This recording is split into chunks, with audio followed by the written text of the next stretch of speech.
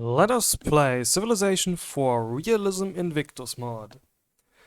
So the Realism Invictus mod is a total overhaul to Civilization IV with, you guessed it by the name, a lot of focus on a more realistic feel of history.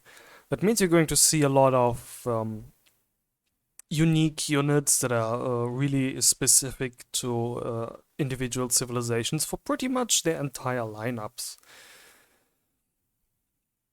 The other thing that this mod does is it has a really great balance, as opposed to just something that only focuses on the cosmetic aspects of improving the quote-unquote realism of civilization. And that is something I really like in this mod. So let's start a game. Let's get something going. We are going to be playing Monarch difficulty, which is, I believe, what the mod is balanced around. It's generally a little more difficult than vanilla Civ 4. I'm not going to give a introduction to this mod. I'm just going to assume that most of the mechanics are already familiar to any viewer. But if there's anything interesting, I'm going to point it out. So, I want to play Perfect Mongoose map.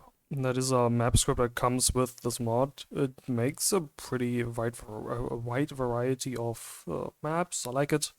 There's a few other map generators that are also great. There's also some of the vanilla map gens in here.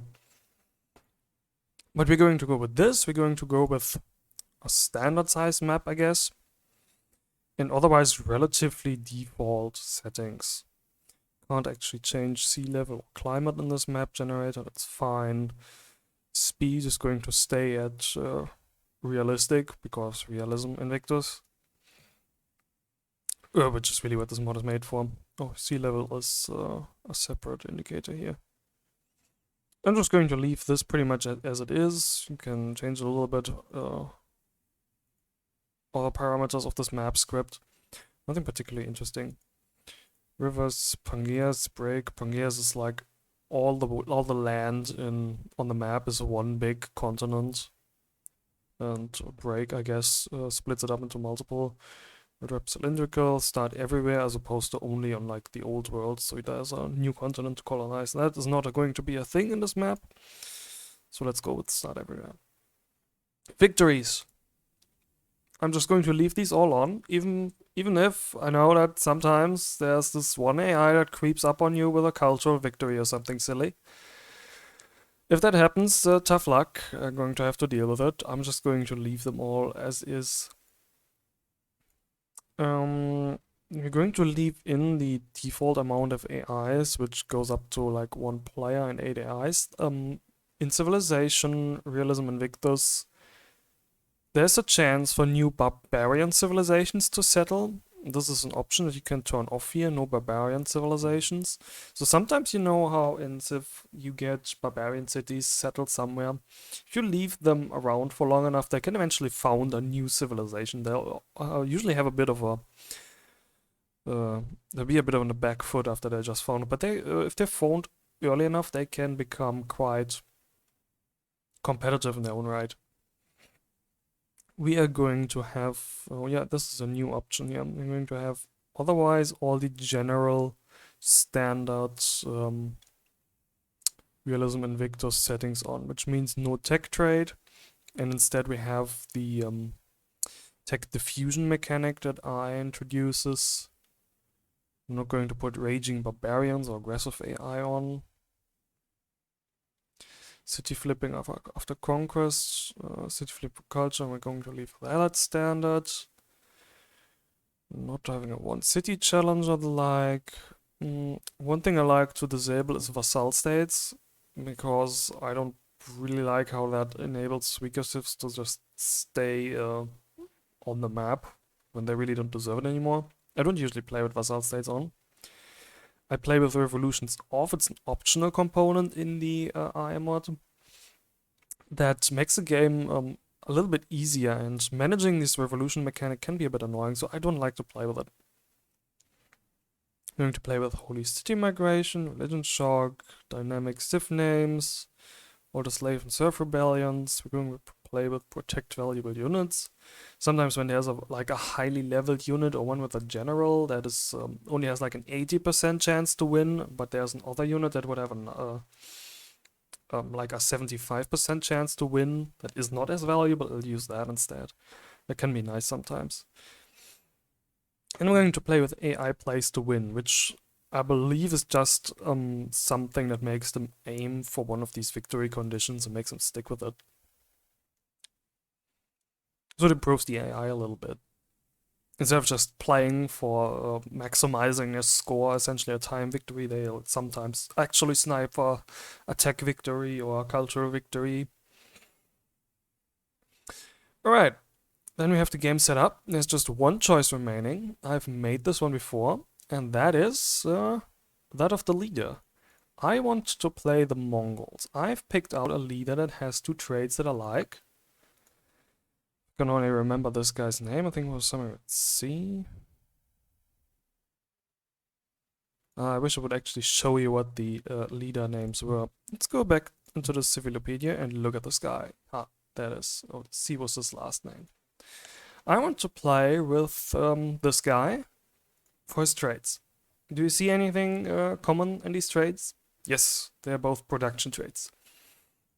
Legislator gives you that +1 on a city plot, which is not much, but it's something, I guess. And the bigger bonus from Legislator here is that -50% civic upkeep. That's a huge advantage for your economy, because civic upkeeps get really big over the course of the game. The second one, Industrious, just gives you a +1 production from Craftsman and +1 hammer on plots that already have 4. I'm not sure if we get 4 hammers on city plots with this Legislator bonus, but I am willing to find out. If we can get a great production going from this, that'd be great. And the drawback for this leader is anti-clerical, which means he gets unhappiness from all the temples, offsetting the 1 happiness that you would usually get, so... I guess we're not going to be playing a very religious game. Maybe stay in paganism. I usually like to found religions early for the option to build a shrine relatively early. That really helps your ancient age or classical age economy. That's not going to be as much an option this time. Okay, let's get back into the game setup and select Korologin. Oh man, I can't pronounce his name. I'm just going to butcher it. Yes. Single player, custom game.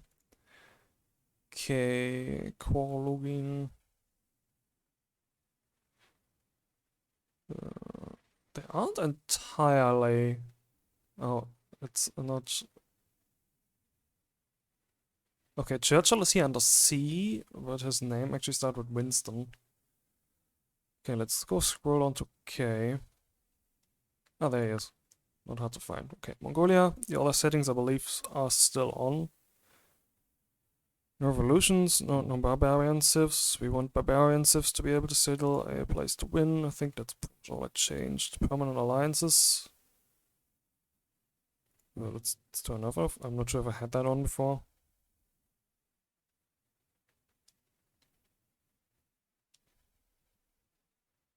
Right.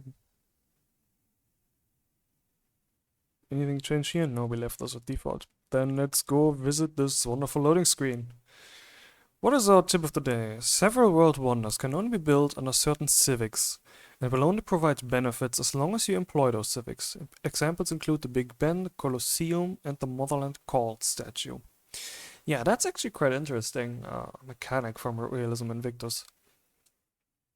I really like the sheer variety of things that you can build in this mod, and how, for instance, these civics get more of a personality or way to invest into them, such like through these wonders.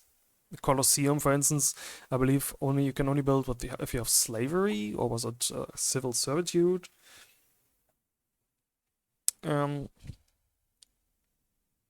Okay.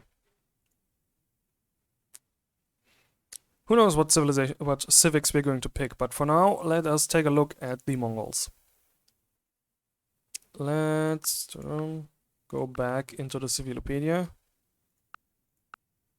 and look at the Mongolian Empire. What does the Mongolian Empire have? Well, if we're going to play the Mongols, we're obviously going to be having a lot of horse units, right? Interestingly enough, none of their unique units are horses. They have this mobile trebuchet, which, if you just look at these stats, does not look very impressive. Like a normal trebuchet is also 5 strength and 1 movement. But if you look at the promotions it starts with Siege Engineering 3, which is normally one of these special tradition upgrade paths. And that one gives you +1 movement range, in addition to a fat batch of city bombardment damage. That +1 movement range means that these guys can keep up with your horses. That's great if you want to have a mobile army, if you can move somewhere and bombard a city in the same turn. That can be pretty dangerous. And then it's of course a national unit and inflicts fear. And in addition to that, it has this city attack bonus, which normal trebuchets don't get. So you might actually want to attack with these trebuchets themselves. Now 5 strength in the Middle Ages isn't all that impressive, but plus 60% essentially turns us into an 8 strength unit. You might want to attack a city at some point. They cannot kill units or take cities, but sometimes you just need something to throw at a city and do some damage in addition. So we're gonna have these, which are going to make our offensive armies more mobile. That is great. And we have another medieval unit. That's like an early grenadier. Does not look particularly impressive. Has a bit of city strength bonus, a bit of melee bonus, more melee bonus, and more anti-charge mounted bonus. Like, great, it's more heavy infantry. Lots of people get heavy infantry in the Middle Ages. Then, what do the Mongols have for unique buildings? They have a special stable. As you can see here, it gives +4 experience to charge and range mounted, and it also heals them a little bit faster. Whereas a normal stable only gives you +2. Like here, +4, normal stable gives you +2. That is a big fat bonus. Any horses we're going to build as soon as we have these things are going to be much better. And then there's this pagan temple, which we are probably going to build, given that we have this anti-clerical drawback on our leader that makes our temples not give us as much happiness. It gives an extra point experience to any ranged mounted units, so even without civics or anything else, all horse archers we build are immediately going to start with two upgrades. That is going to be a big boon. And on top of that, it gives +1 food to a stable. So just like this building. This building is the stable. It replaces the stable. So, then the last thing, the Mongolian unique improvement. We're going to have grazing grounds, which I believe you can just build on any plains or grassland or even tundra tile. That's flat, I believe. There's a small chance of discovering horses in case you get screwed by the map gen. Let's hope we don't, because as Mongols we really need those horses. It only gives you +1 food, which is kinda but it gets good if you take pastoral nomadism, the civic. Let us hope that our map generation does not screw us over and give us lots of farming resources and we can take pastoral nomadism. Alright. Show me the resources. This is a starting spot. We have some food resources in the water. That's good. We have like a 1-tile river next to our capital. Well, that gives you an extra opportunity for a additional trade route later, so let's take it. And we're on a hill. I like having a starting position on a hill. And, well, aside from that, we only have these 2 fur resources in our immediate neighborhood here. Let's found and see what else we have around here. So we're only going to have a 3rd fur resource in our capital. No other food resources and no strategic resources we can see just yet. So for growth, the city is going to be relatively dependent on these water resources. Given that we have these 3 fur tiles, I'm almost inclined to stay in Hunter's Cabin for a while. The problem is, Hunter's Cabin, does it show somewhere? I'm gonna build something else here. Hunter's Cabin requires subsistence economy, the civic. So if we switch from subsistence economy into pastoral nomadism, which we want to empower our grazing grounds later, then this hunter cabin that we would like to build to give +1 commerce to all of these camps for the furs is not going to be as good. Well, I think it's a little bit too early to decide if we're going to switch into pastoral nomadism or if we're going to stay with subsistence just yet. Because, well, we don't have any food resources here that needed. We don't have any horses, we don't have any pigs, we don't have any cows, we don't have any corn, we don't have any potatoes here. So I think that's a choice we're going to make once we see where we're going to found our first city. The first city aside from the capital. Let us move this warrior out to scout a little bit. There's ice here. That is ice around a freshwater lake. A little bit of tundra hills. And there's desert. This is not exactly great land, is it? There's another desert tile there at the end of that land. Yeah, the perfect Mongoose map script likes to give you not that great terrain sometimes. Which makes for a little bit slower games, as if not everybody has great terrain everywhere, the overall rate at which the players gain resources is a bit diminished. So that leaves us the choice of what do we start to build and what do we start to research. We could start with the tool making to build a scout, get that extra bonus from the huts. Or we could start with something else, see if we can reveal prime timber, any other resources. We don't need agriculture, animal husbandry to actually improve anything for food. We just need fishing really for these clans and fish. It's going to be 20 turns until we can actually build, until we can actually work these tiles. Until then, we should probably research fishing. But that only takes 7 turns. Then we have to build a workboat, and then we can start raking in the food for these, for our capital city. Alright, let's look at these first a little bit more. We need tool making, which is also one of the first techs in order to improve these. And it actually says here +1 food and 2 commerce with a trapper's lodge. Wait, a trapper's lodge is not a camp. Oh, but it gives +1 commerce to camps and trappers' lodges. So I believe even if we are going to maybe or maybe not switch into pastoral nomadism at some point, we're not going to rush for it, given that our capital isn't needed. So let's build a hunter's cabin anyway for the +1 food right at the start, and that extra commerce from the trappers' lodges. After that, we're going to build a workboat, and then we're going to rake in the food from there. Afterwards, as soon as we go to level size 2 in our city, we're going to start building a worker and hook up these furs. Well, let's proceed. Scout here. Oh, there's a cow there. That's +1 for pastoral nomadism in our immediate future. See, oh, 1 more fur. That's slightly more points for substance economy in our immediate future again. I'm walking from the hill onto this plains tile, did not reveal anything more. Islands on the coast here.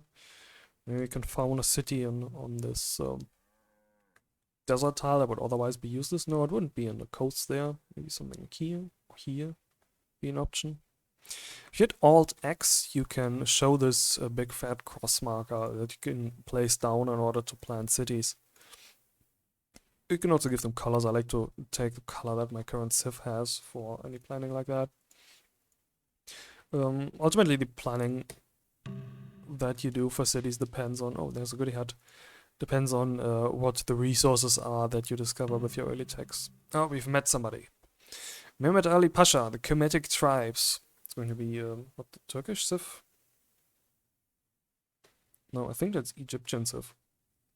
Because of color. Alright, we have this guy. Let us take the goodie hut before he takes it. Oh no, warriors! Savages, even savages. Let's hope they attack this archer that the AI starts with. Of course not. Oh, the archers from our Egyptian friend here actually went and killed one of the warriors.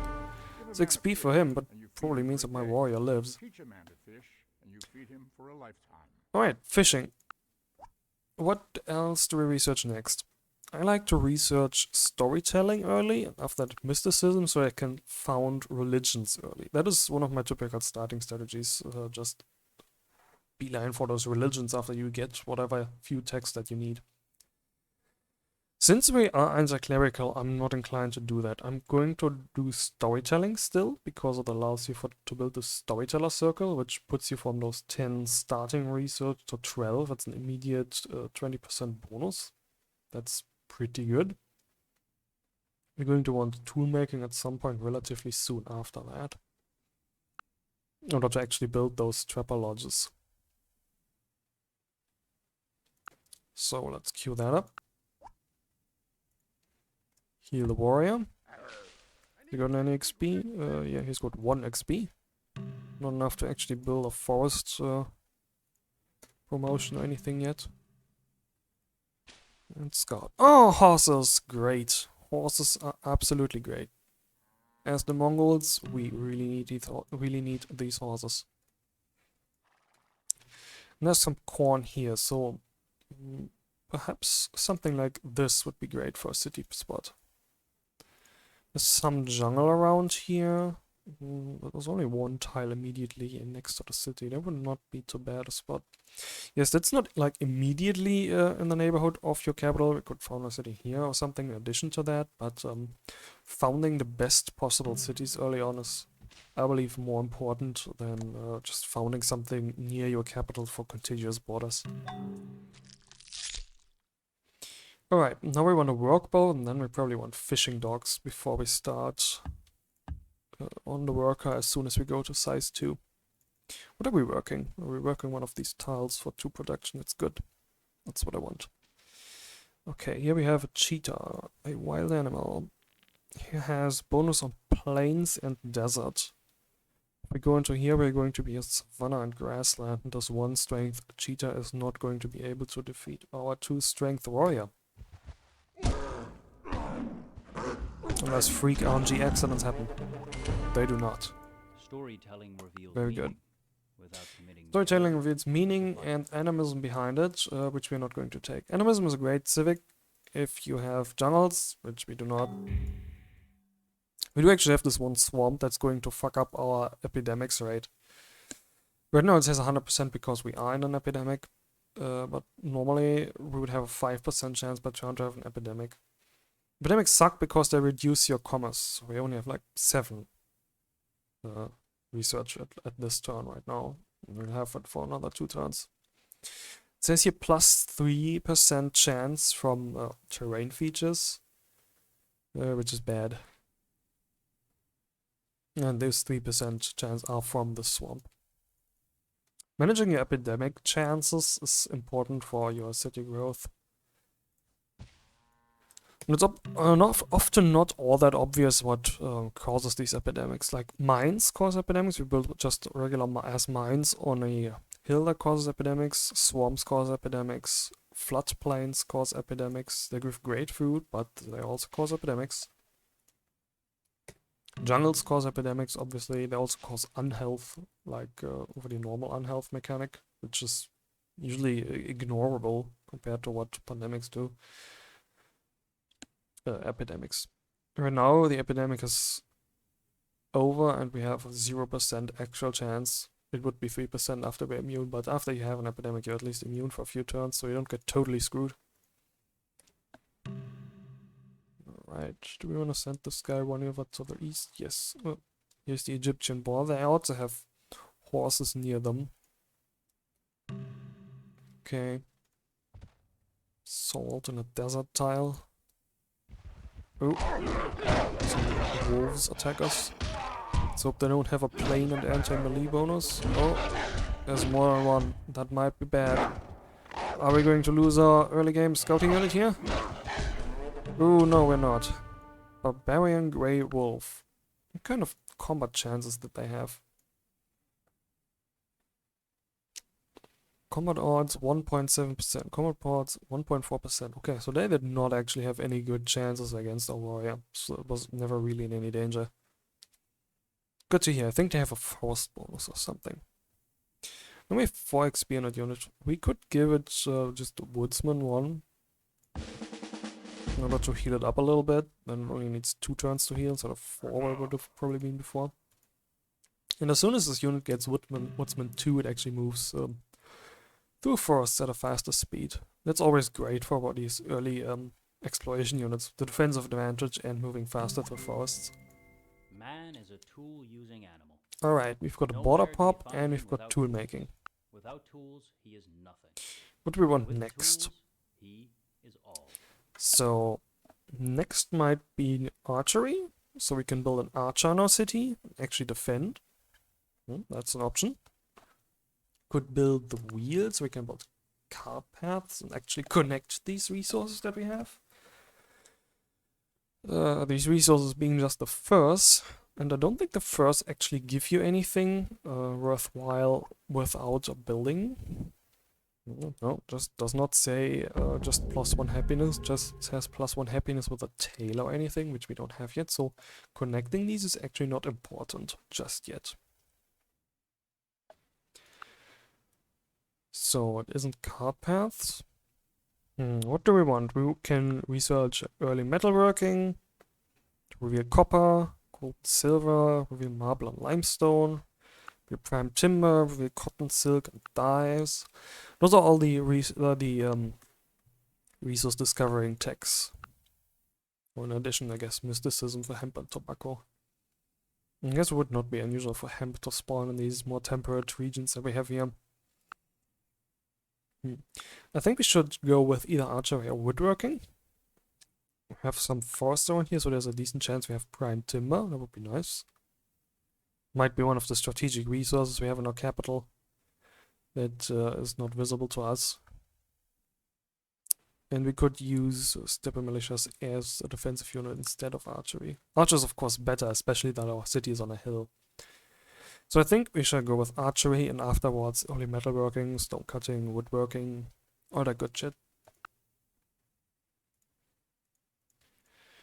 Alright, you are going to explore a little bit further around here. I hope there's not just bad icy and tundra terrain. Looks like we are on the northern edge of the map. But then again, there's desert right next to these ice tiles and tundra hills. I mean, desert does not mean necessarily hot, just means there's no precipitation. I believe that's a technical definition. Oh, this barbarian grey wolf here fucked up our warrior a lot more than the past two. Because I believe they have this bonus against forests, which he is in. But he also has extra defense on forests. Even more now. And he's got a double movement in forests and jungles. So right now here, he can move 2 tiles. As long as it's on forests.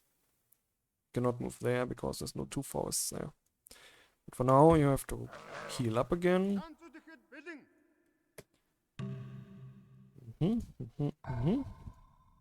And our workboat is finished.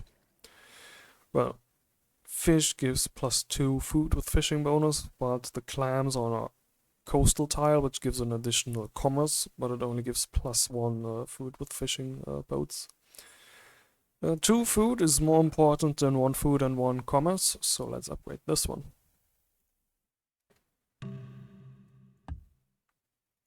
Alright, now we have a 4 food tile here. Let's work that one so we can grow.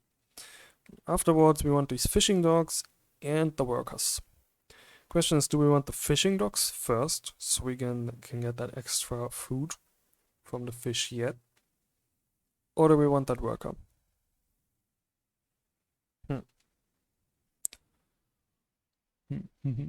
I think we want the fishing dogs first. As soon as we have the second citizen here, we're going to be also working one of these fertiles again, so maybe it would be a better idea to build the worker as soon as we pop that second citizen. But I'm not going to build the worker before we pop the second citizen, before we grow to size 2. Because building workers also consumes all the food the city makes. Meaning it can't grow. Alright, you go here through the forest, and now that you have the level 2 bonus, you can still move once. Let's move there. Oh, there's a goody hut. Do not throw the Not arrow, throw the arrow, which will return against you. And let's go with these tags. Oh man, that's bad luck. That's just plain bad luck. 2 more savages. Well, nothing to do but pray for this guy, I guess.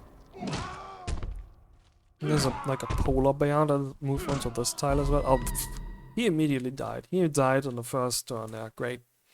Now we don't have a scout anymore.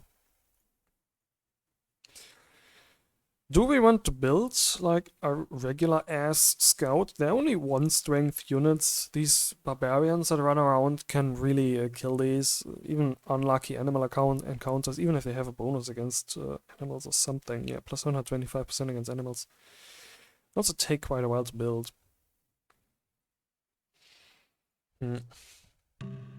Alright.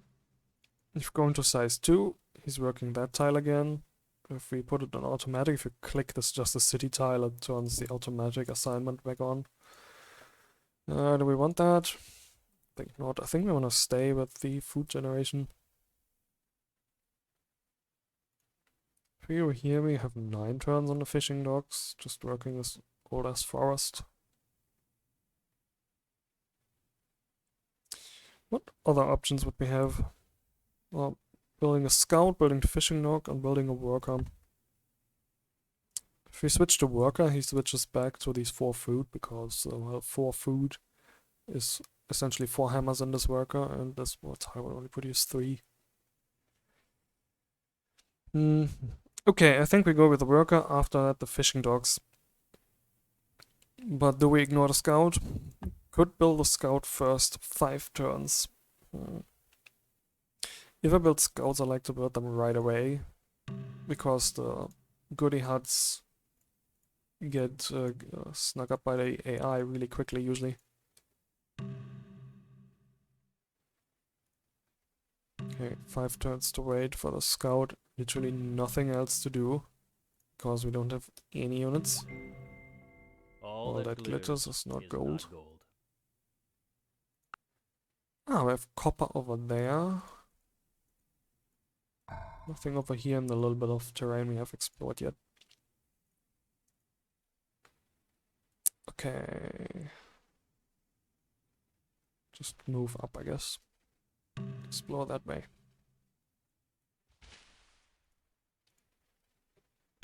Let's see how long this unit lives. Oh, there's a goody hut right there. There we actually got something good. 94 gold.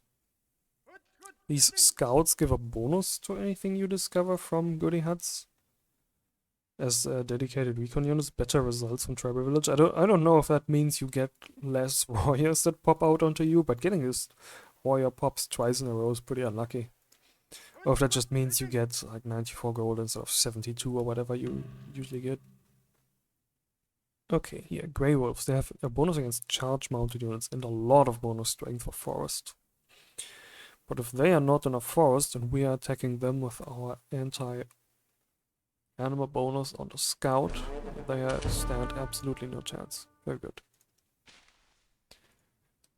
Let's move there. Heal the unit. We could give it an upgrade.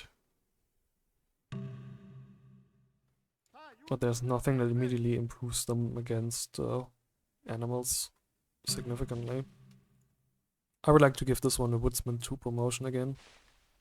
Okay, there's coast here. It's not just tundra and tundra forests.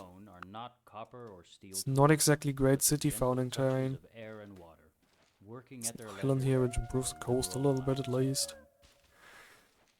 Maybe something that could work this copper and these resources, but not too far apart. Oh, brown bear. Let's hope our recon unit here works against that. Okay, brown bears get plus 75% forest strength. That is essentially then what? 3.5 strength in a forest. I think we're gonna have to give this guy the woodsman promotion to give him the best chance of surviving against this brown bear.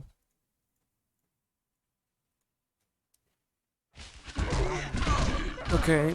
Do you live? Come on. Ah, yes, he lives. Very good. What's the chance on that? Come on, 1%. I guess the 75% from the forested hill in addition to the animal bonus and the promotion was enough to win the day there. Boars also bonus against forest simply. Only 1 base strength. Let's heal the scout up first before we move it further.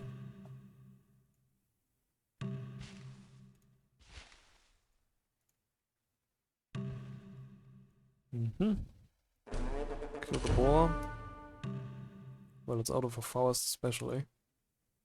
Move into a forest and then heal that little bit of health up. There's more brown bears.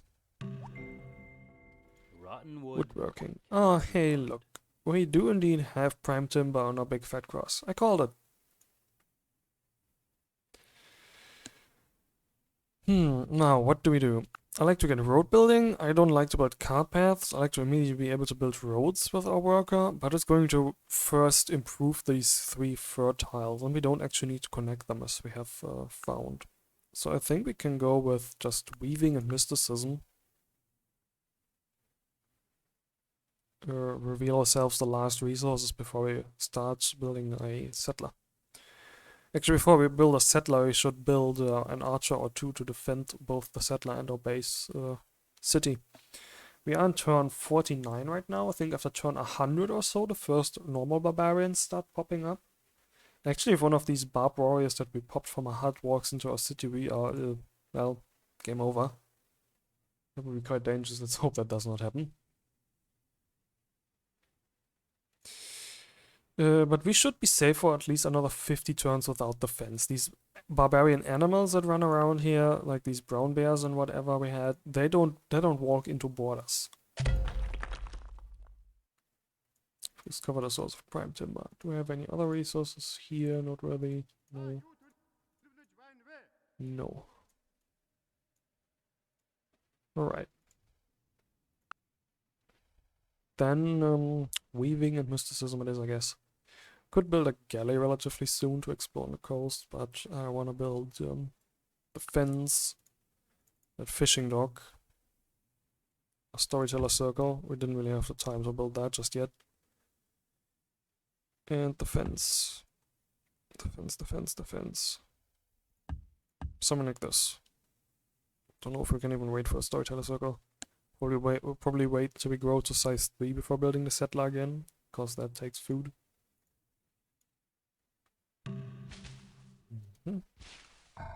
Scout. So you can also improve this one, prime timber tile, but that only gives +1 hammer with a logging camp. That's not that great. Oh, talking about hammers, our capital city starts with +1 hammer because of our, what was it, legislator bonus.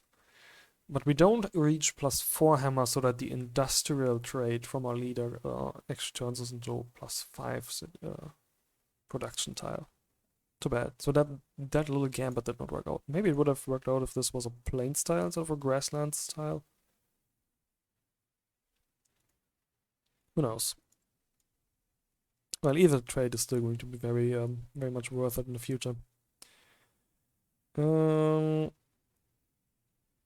This tile is 121. This tile is 111 because it doesn't have a forest, so let us improve this tile first. I don't think trapper lodges remove the forest. No, they do not.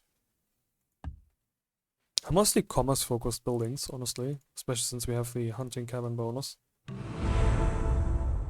Which is going to be great for our early tech rate. Savage spawned on that hut already. That's probably game over for this scout. I'm not sure if they move off this tile, but they might well. No, it does not move off that tile. Do we want to risk it and move off next to him again? The chance should be much better there. Isn't there, but still pretty bad. Yep, he does not attack again. I guess they're just bound to these little villages. I'm fine with that. Going to have to get an actual skirmisher recon unit in here instead of just this base early game scout. These base scouts, their usefulness usually comes to an end really quickly in the game. Since they're, I believe, the only strength 1 unit that you can actually build. Okay, we got agriculture unlocked. That's probably it for this little bit of land that we have uncovered here. So if this is our homeland, that's kind of desolate. We have our capital here, which is fine. We have food, we have some other resources, we have prime timber, which is going to be nice for building ships.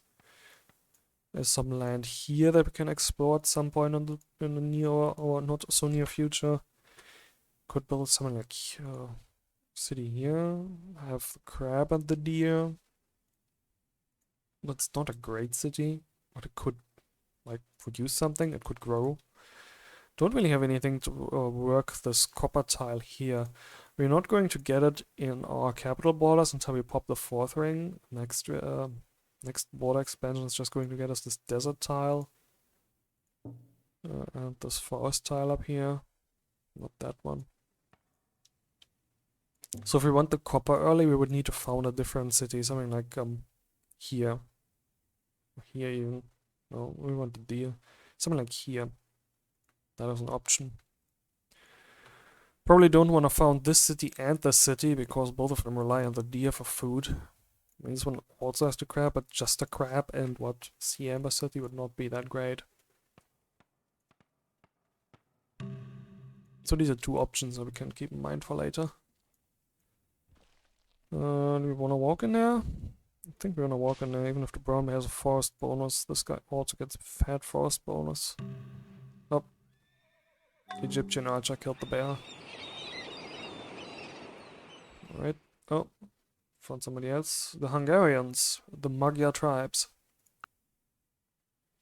May the peace last until there's no one else left to conquer. Okay, let's move on there. They can move on to the same tile, that's a non-attack. And send this guy to scout out a little further. Alright. You've built the fishing docks, which means we have 3 and 5 here now. But the AI, the automatic assignment, still likes to prioritize these production tiles. Probably because I'm building an archer, and do we want to prioritize the archer that much? I don't think so. I want to grow to size 3, even have enough happiness to grow to size 5. And work even more of these tiles. So let's go do that.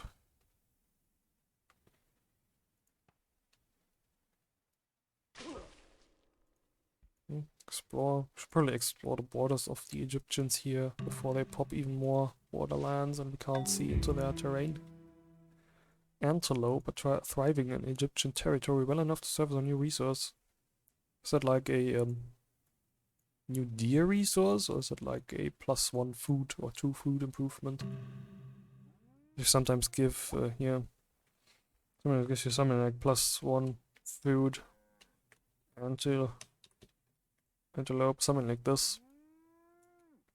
You can place these little signs with Alt S. And if you get events, the game automatically marks them like that. Alright, more coast here. Begin to weave, Weaving. and Do we have God any will weaving feed you with resources? bread. Nothing here. Oh, we have silks down here.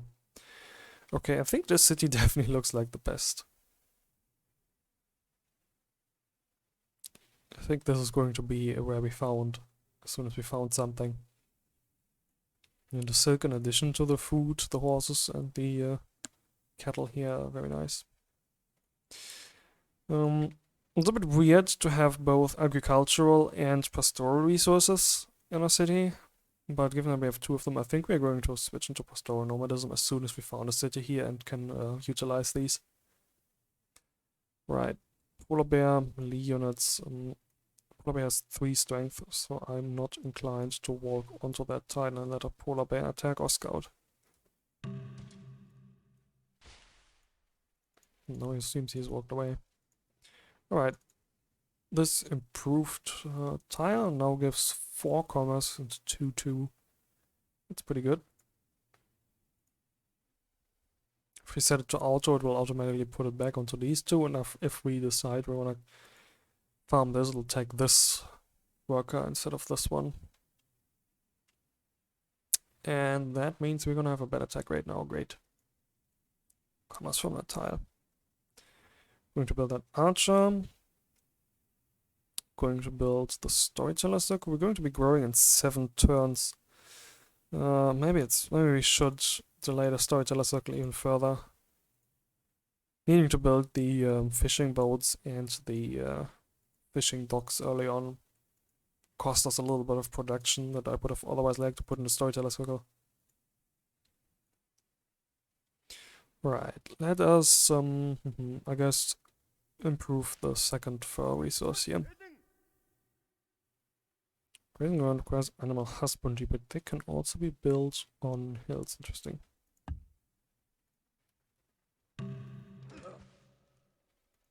And the Egyptians have already founded their first city here.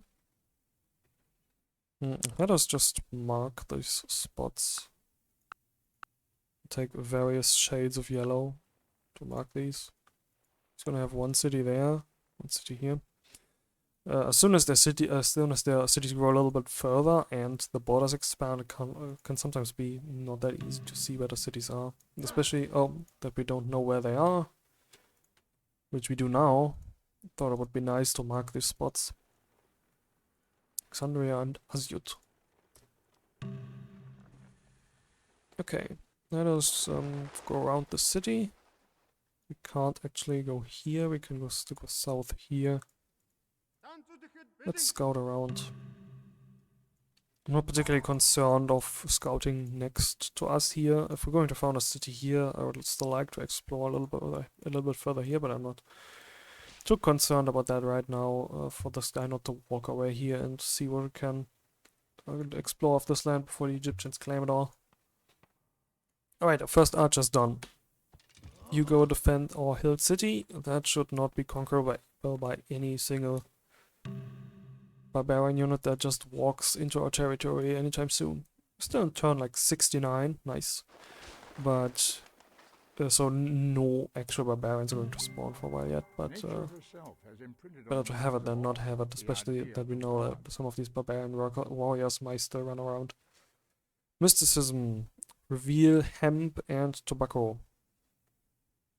And we also unlock the pagan temple with that. We're not going to spend the hammers on one just yet though. I think animal husbandry for the pasture is going to be important soon. It also gives you -1 to epidemics chances just from the tech. That is pretty nice. The worker might use a road soon. That's an option.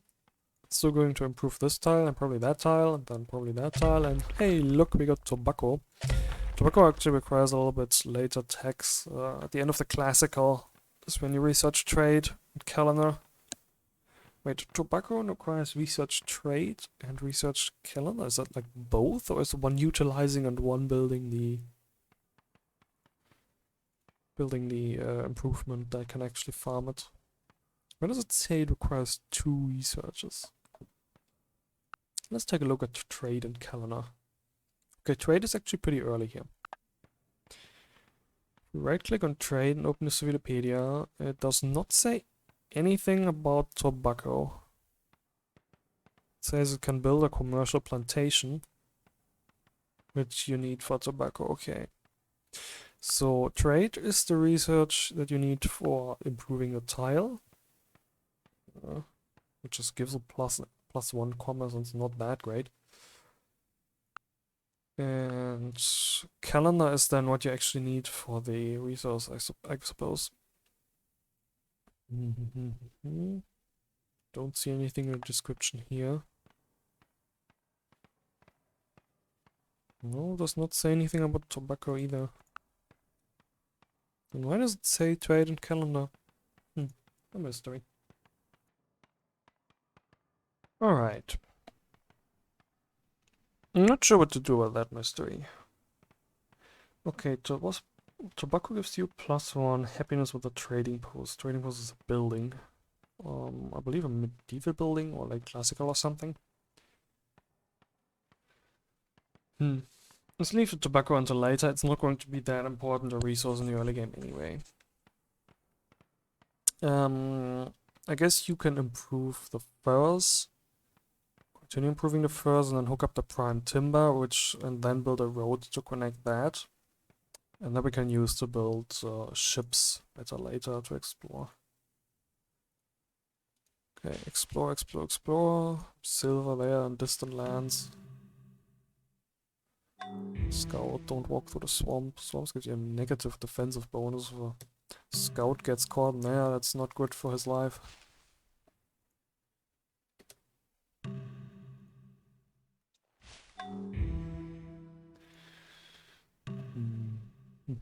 Oh, they have researched, what is it, writing? They can make open borders now, and they asked for open borders. Our research bar here just turned blue. That means we have plus 40% research because from tech transfer. That is the mechanic that IA has that replaces tech trades. You get tech transfers. If you have open borders with somebody and somebody has a specific technology already researched, they turn this darker shade of blue instead of this grayish blue here, and you get you research them faster, 40% faster for one guy that knows these. And he already knows these early game techs: wheel, pottery, animal husbandry, writing, and road building. Writing being what you need to actually propose open borders to somebody. So let's make use of that and accelerate these 3 researches. I don't actually want to research mathematics or calendars or anything. So let's just stay with this, and then animal husbandry. And then we're going to see if we're gonna still work on these techs that are already accelerated by what this guy has, or if he's closed the open borders by then again. Fortunately, AI likes to close the borders relatively soon in a more recent version of Realism Invictus.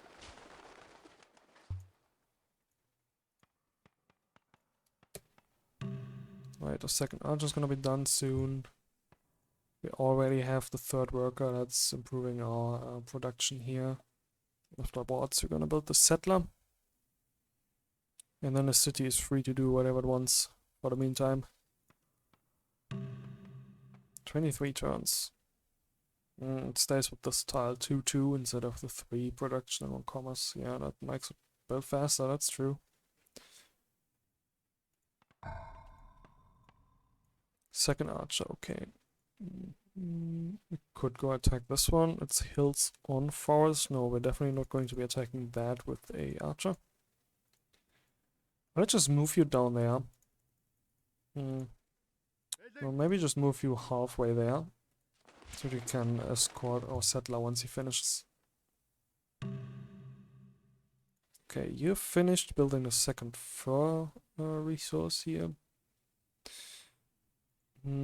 I would like for you to prioritize commerce. Maybe he will flip the resource collection from that node to the first. Yes, he does. Gives us 17 commerce. It should accelerate our research quite a bit, especially with that 40% bonus. That should be nice. There's these little settings you can give the automatic assignment to citizens. I like keeping the automatic assignment on instead of doing it all manually, because I know, especially as soon as we get a few cities, I will eventually forget and work weird tiles. Let's set them to avoid epidemics over a 4% chance and unhappiness. So we have a 3% or 3.5% chance, so he might even avoid growth at all at this rate. But we're going to be researching animal husbandry, which reduces our epidemics chance, so he should grow with that soon again. Do we hook up the next fur lodge? The next trapper lodge for the furs? Or do we hook up the prime timber immediately? I think with 24 turns on that settler you have enough time to hook up the last fur before you walk over there.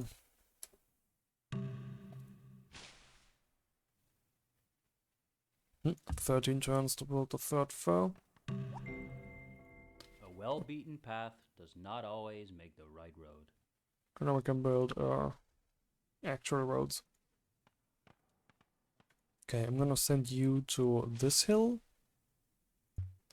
I'm going to select you again, hit S for sentry, so that if anything walks next to you, you wake up again.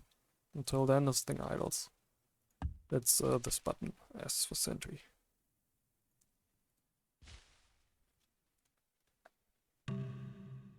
Okay, let's go a little bit more of a coastline here. If you're ever going to build a boat, our scouted coastline is not going to be much help to us. Should scout more inland if we can, but my fault, there's coast here, right? Animal husbandry, this gives us the ability to actually switch into pastoral nomadism. Has virtually no effect on anything we do right now. We don't have small cows, we don't have grazing grounds, we don't have pastures or camps. We don't have farms. Workers build improvements a little slower. Yeah, we have a worker. Or we can stay in subsistence economy, which does not cost any upkeep. Not that low upkeep. There's no upkeep here. Doesn't really make any difference this early in the game just yet. But subsistence economy enables us to stay with these hunters' cabins. So for now, that's where we stay. Okay, sailing is an option. 5 turns. I would like that soon. But given that we are still in open borders with that one guy, let us research these texts to get accelerated before he inevitably closes them again. Right, there's nothing much else here. Can walk onto these cows, explore a little bit of coast. What the AI found here? That tile has virtually nothing going for it, but this one improved fertile soil and the cows. I don't know, the desert hills are certainly not valuable. Hath not the potter power over the clay Pottery. to make one vessel unto honor and Oh, another look at unto this. dishonor? A little archer woke up because there is a savage in side range. There's this archer from the Egyptians that is in range. Let us move ours here too.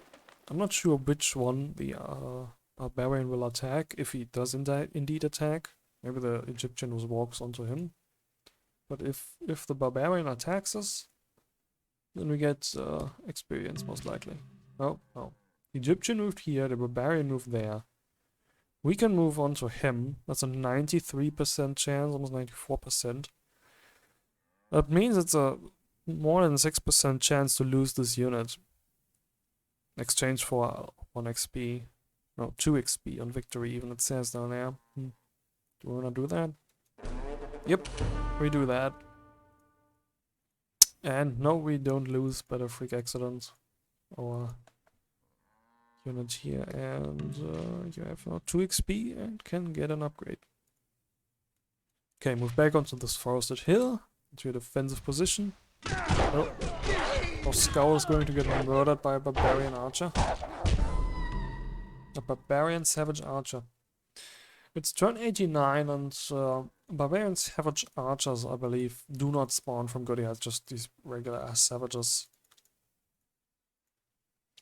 So normal barbarians are part of the game now, and these scouts have officially outlived their usefulness. You go heal, set him to H.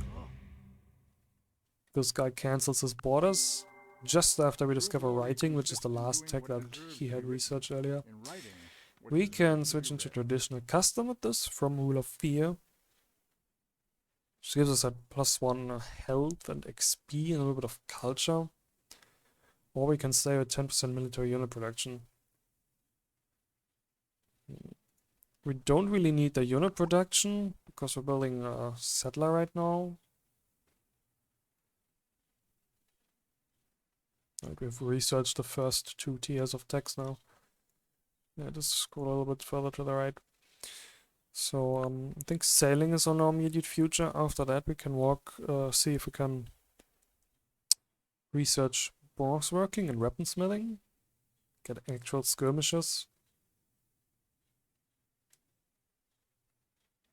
We don't really want our religion.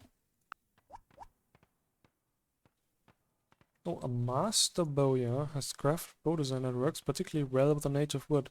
All archery units are promoted to combat 1. That's a nice bonus. Combat 1, 10% strength. This one too. The real question is, does that also apply to archery units we build subsequently? Because that would be a nice bonus.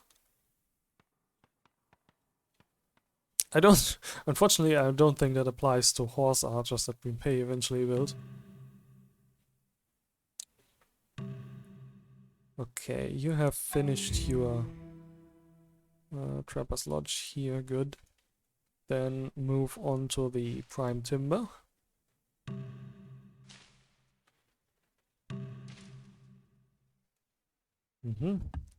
Archer's finished healing, set him back up to sentry. You build that logging camp. Logging camp is unfortunately a weak improvement. Not really something you need to work in a city. It's usually one of these few Direct the wind. resources that are better if you don't have them in your city, Big Cross. Alright, we have sailing, which means we can build a galley soon. Builds 25% faster at Prime Timber, it says there. River dogs, nothing else particularly important. So, I think then we go for weaponsmithing. Get a skirmisher of you out. Since barbarians spawn, now we're going to need them in order to attack any barbarians that walk onto these hills and into these forests.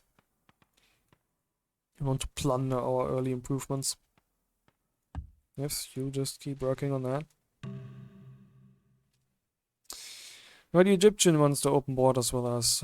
I am okay with that. I'm not sure what research he has that we can benefit from. He has sculpture, and that is it.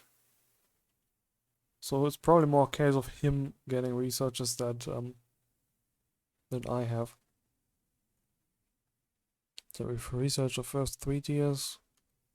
Let's put that on ignore and just look at the future. Okay, bronze working and weaponsmithing is still quite a bit away from the 4 strength bowman. Not going to be anything we research anytime soon. So, let's stick with that research assignment for now. There's a savage archer there. Okay. Let's see if he attacks you. He doesn't quite walk in your direction. No, he's content to stay on a parallel course. Oh, he's walked away. Settler's about to finish. Most advanced civilizations. Mehmet is actually the second most advanced, and he only has 1 tech on us, or he had 1 tech on us 3 or 4 turns ago. We are right there in the middle of the pack. We had what, 9 civilizations at the start of this game. Stefan the Saint converts to Hinduism. That's the Hungarian that we don't know where he lives. Probably further down this continent.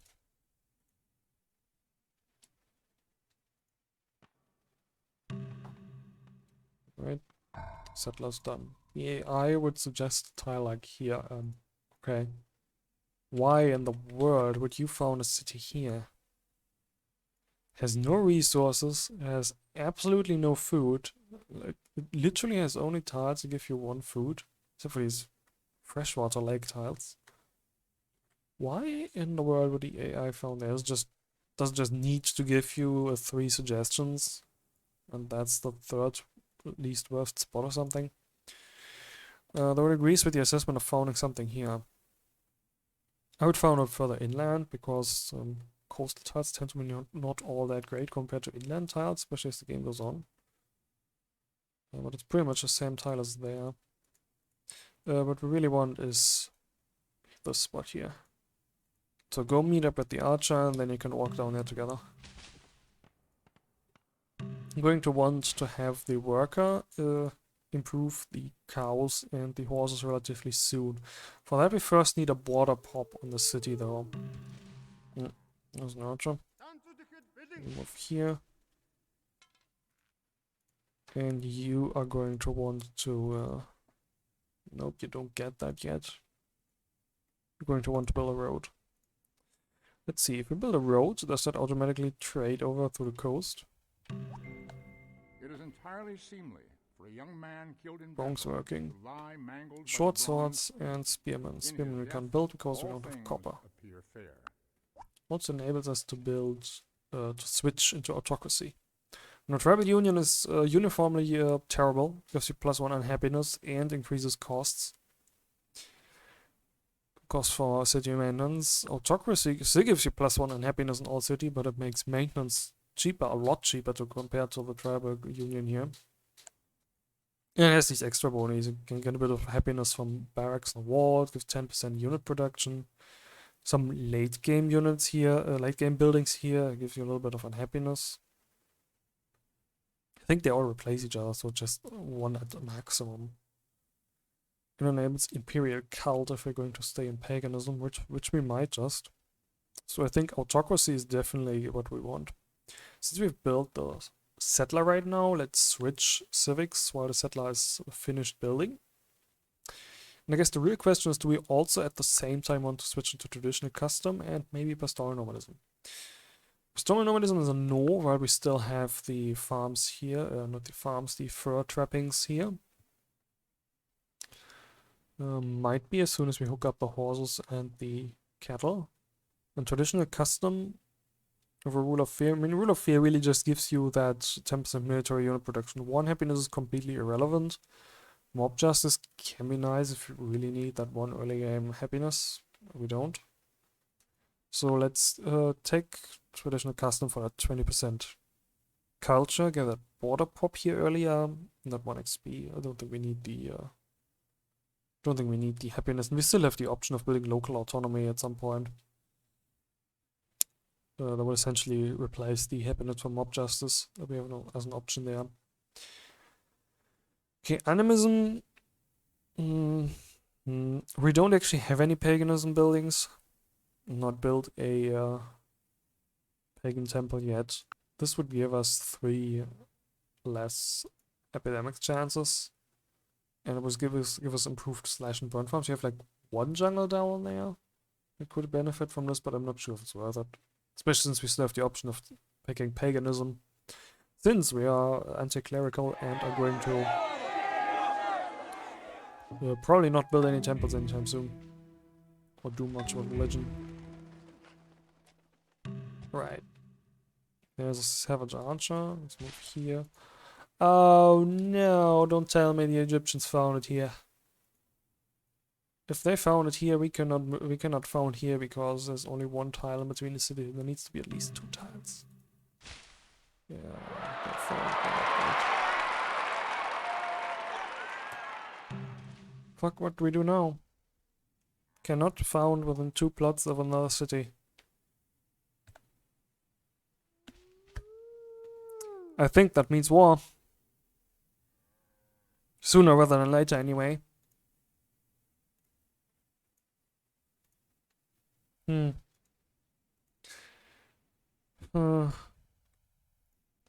Okay, this spot is not so terrible either. You have this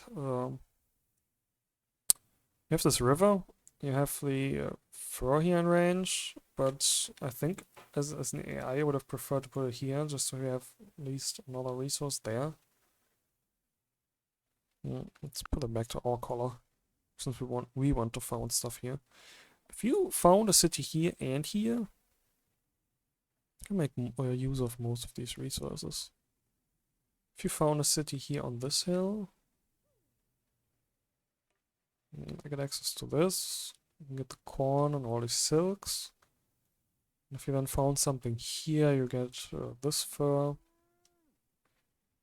You get at least the cattle for food. Something like this would be an option for later. But right now there's an Egyptian city right there. I don't really see any color difference between the left and the right. Make it a pale blue, a pale yellow. It's more the Egyptian color. Okay. I would like to raise the city and found a city maybe here, maybe here. As a first individual city, I believe this one would have been nicer. Now we have the option of founding here on the archer that we cannot attack with our archer in the forest. As an alternative spot. I mean, we could just walk the settler over here and found something on this coast, but the terrain here is just not comparable to the terrain and resources here. I think we have to found on this spot. Just make use of the cattle, relegate the horses to be a third level border. Probably going to have to invest in culture to get these relatively soon then. And then we gear up for war to take this city from the Egyptians, raise it, and then eventually found one here. Maybe we can even take the Egyptian capital. That would be a nice boon. They have horses there too. So, good thing we are attacking bronze working and weaponsmithing, right?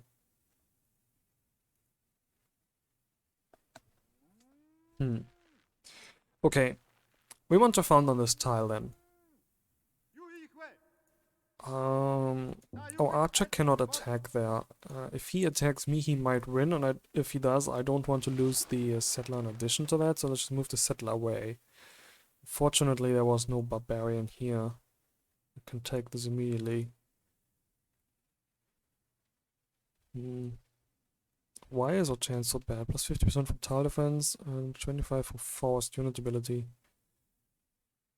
25% forced strength, that's just something the barbarian savage archer gets. That's not good. I just leave this guy here unupgraded. I don't want to give him the forest bonus because archers rarely need those later. Let's hope the defense from being in a forest and having that one combat upgrade is enough if he attacks. He does attack.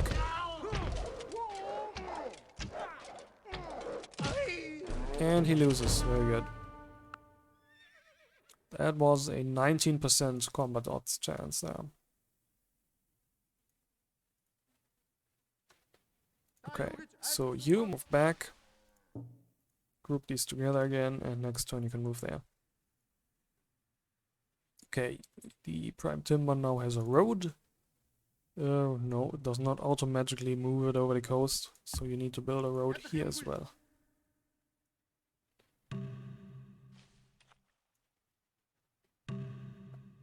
Okay.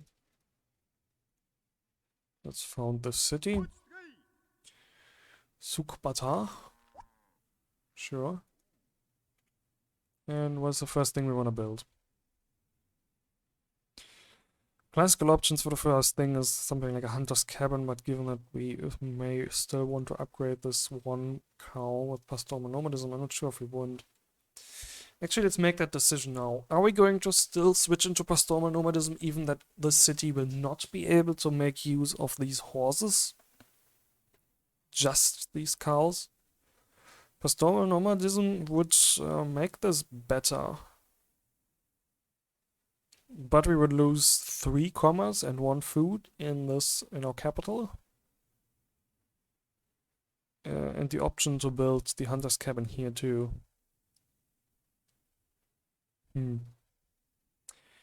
Additionally, pastoral nomadism gives us extra boni from the grazing grounds that we can build as Mongolians, which we haven't built just yet. Could build these on flatlands tiles, right, like the savanna or these forest ones, or if we chop them. They're not really going to be worth anything without pastoral nomadism.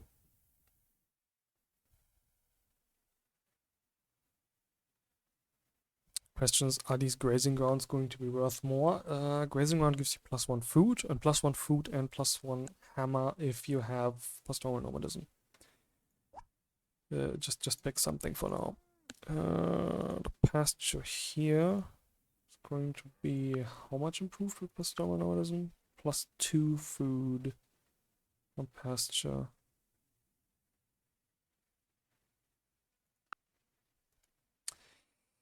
Yeah. I'm inclined to still switch into pastoral nomadism just because we are the Mongolians at the end of the day. You defend that city. You're not going to build a hunter's cabin. You could build something like a smokehouse. Smokehouse is good with pastoral nomadism. Actually, is the warehouse get improved or replaced if you have... No, carpenter is a separate building. So once we have those prime timbers set up, we can also build a carpenter in addition to the warehouse for some early production in this city. Another thing we need, both to take the horses into our possession and not lose to this Egyptian city, is early culture. So a pagan temple is an option, or a statue or monument once we unlock it. What a storyteller circle. Takes 23 turns, turns 25 turns. I think monuments might be cheaper yet. 60, yeah. Let's research that after then.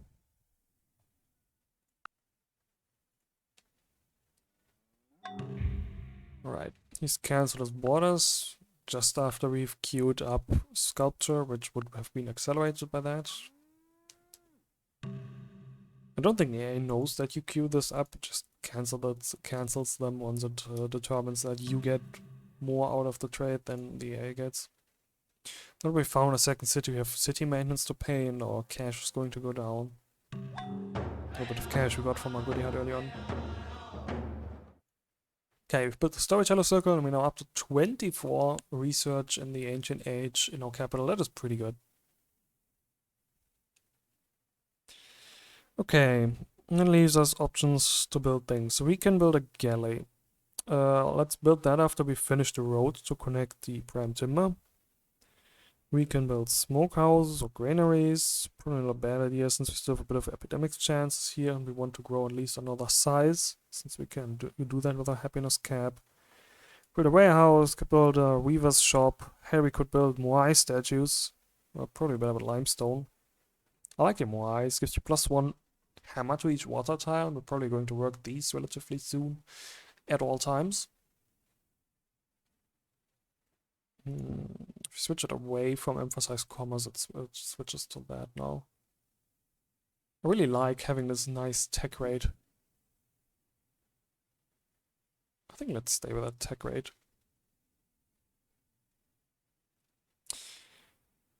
And then for war, we're going to need units. Early game war means short swords.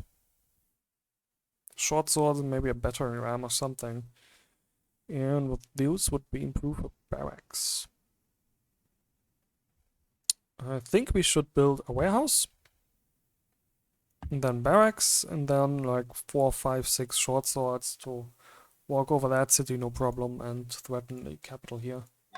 Probably don't need 4, 5, or 6 short swords to just take this city. And probably a little more to take his capital. Is his capital on a hill? No, his capital is on plains. That makes it very vulnerable. This tile here is also plains. So they are prime conquest targets, if you ask me. And it's typically what I like to do. I build 1 or 2 cities, and then I start building units to take the city spots from the AIs. Especially capitals, usually just by map gen, are placed in very good spots, so taking an enemy capital early in the game is a big boost. Okay, you have the prime timber hooked up now. So let's also build that Asian galley. And I guess you can build a carpenter afterwards for extra production bonus. Production, and then the barracks. Also going to need another workboat. So many requirements on a production. Let's put the workboat last, then we can upgrade this little clamps tile.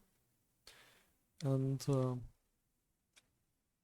then we have this extra food production that is actually going to accelerate these short swords. Short swords count as irregular units, so they build with food in addition to production. Then we can really spam these things.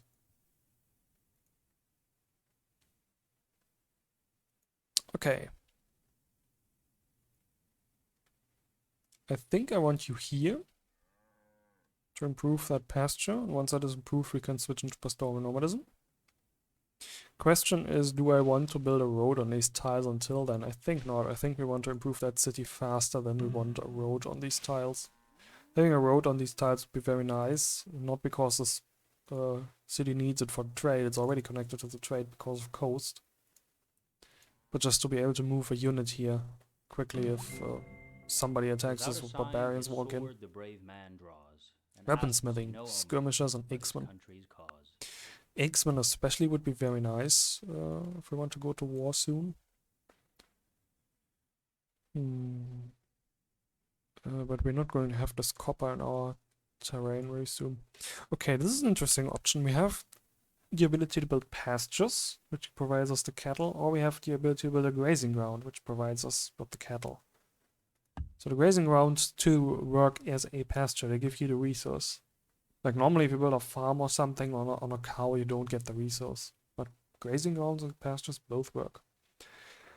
Okay, the only difference I can really see here between the pasture and the grazing ground is that pastoral nomadism gives +2 food to the pasture and +1 food and +1 production to the grazing ground.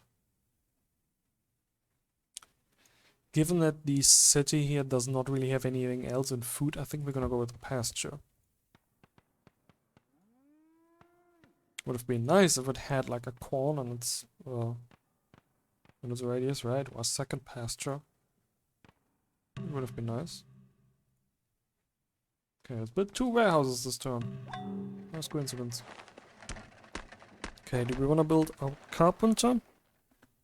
Something we might want to build is the palisade, just to get a little bit of a defensive bonus in this border city here that may or may not get attacked by Egyptians and barbarians. And it builds a lot faster with the prime timber. And there's also walls, relatively soonish, but they're much more expensive. As much as I would like to build palisades and carpenters and all that good stuff, I think we need to have culture soon. So let's build the storyteller circle, finally. Never got around to actually building in a capital. There's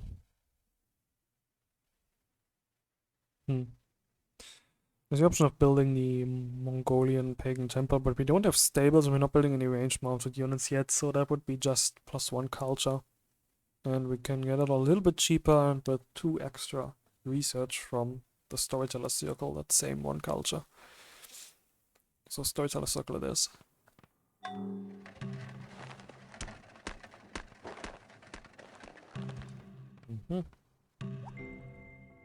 Every block of There's a stone statue. We're has a gonna build one of inside, those and 2 it is here. the task of the sculptor to discover it. Okay. What are our next research options?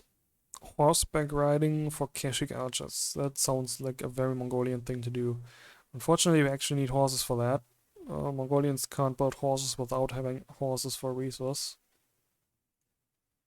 I think there's sometimes special units that don't require this, that don't require their specific resource. There's animal husbandry and bronze working. Oh, that's horseback riding attack. Yeah, this requires horses.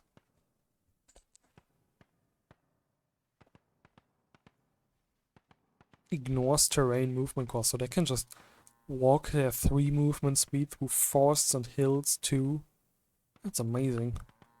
Normal horse archers don't get that. They get war elephant, charge mounted melee bonus. Keshik archers get the same thing, +10 against other range mounted and ignore terrain movement costs. Amazing. Definitely a good unit for the Mongols. Alas, the horses were pushed into the more distant future. Need to build some infantry so we can start mounting horses. Okay, what else do we have? We don't really want cottages, we don't have any quarries, we don't need walls. Especially that we have prime timber and no limestone. priesthood. I like priesthood for civil religion, but we don't have a religion. There would be incense, but I'm not looking to found another city right now, and I don't think incense really spawns on regions other than desert. We don't have terribly much of that. Can construct temples, that's the other nice thing here. Wonders, we're just going north now. But no temples. We could look into shipbuilding, get that lighthouse. It's an option. Unfortunately, this is already a classical tech. And one of the more recent additions to Realism Invictus is this plus 100% more beakers, more expensive from being ahead of time. That is technology errors, and it says there are turns to change 25 and 25 turns at 2000 BC. Classical texts become 50% more expensive instead of 100% more expensive, so maybe that's something we want to look at researching at that point. But let's stick with these text with a red background instead of this yellow background. These are still ancient age, these are classical age. Spies, libraries. Libraries would be great for culture. Library would also be great for our capital to have. There's another 180 hammers, but 25% science for our pretty commerce heavy capital would be nice. Even if the commerce heaviness is going to diminish a little bit once we switch out of substance. Right, galley is done. Let's just set you to explore. Yeah, exactly. It goes here where it's supposed to go. Explore this little piece of land. Oh, great. A desert and a mountain.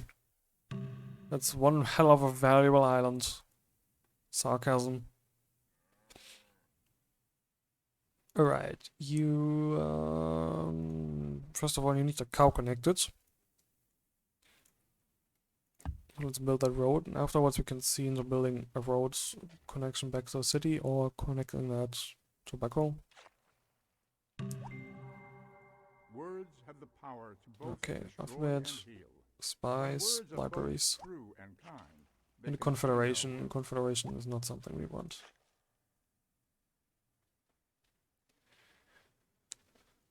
Okay, next options.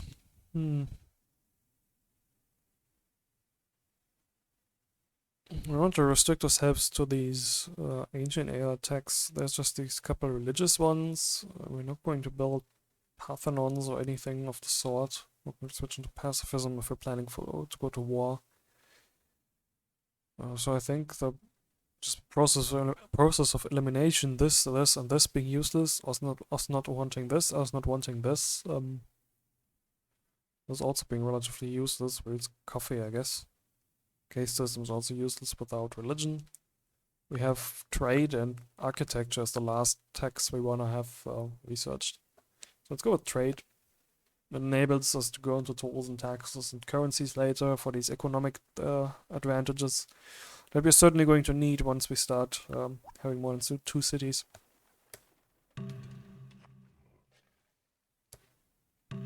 Okay, carpenter build here. Now we have base production of 9 points.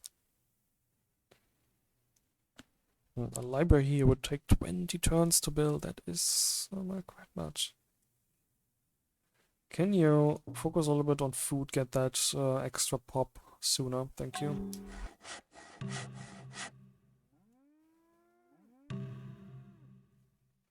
Alright. Now he's got the cows connected. I give +1 health with a smokehouse, so nothing important. Okay, let us look at this tile here. I want to have at least a road on this tile because it leads towards Egyptian lands. But plantation requires calendar. Didn't it say that you just needed trade for tobacco? Which we are researching right now. Can build commercial plantation. Requires trade. Bonus yields on tobacco. +1. Why does it say we still need... Why does it say we still need the other technology? Why does it still say we need calendar? Plantation. Oh, interesting. There's a difference between plantation and commercial plantation. Commercial plantation, Persia. So commercial plantation is only like a plantation for Persia that unlocks earlier, not something that everybody gets. That's one of the ways in which Realism Invictus can be confusing. If we put it to all, we're gonna be able to see a commercial plantation up here. Price trade, unique improvement for Persian Empire. Yep. Ignored that successfully. So, okay. Tobacco is still not going to be in our cards until the end of the end of the Classic and the beginnings of the Middle Ages. Let's just build a road in that tile then. Stonehenge has been built, No okay. nation was ever I ruled might by actually want to fear. care about that since we have the anti-clerical trade and might want to build paganism stuff sooner rather than later. Let's build architecture, I guess. Just 12 more turns until we get the reduction for classical agent costs. Let's build the monument that we have unlocked here.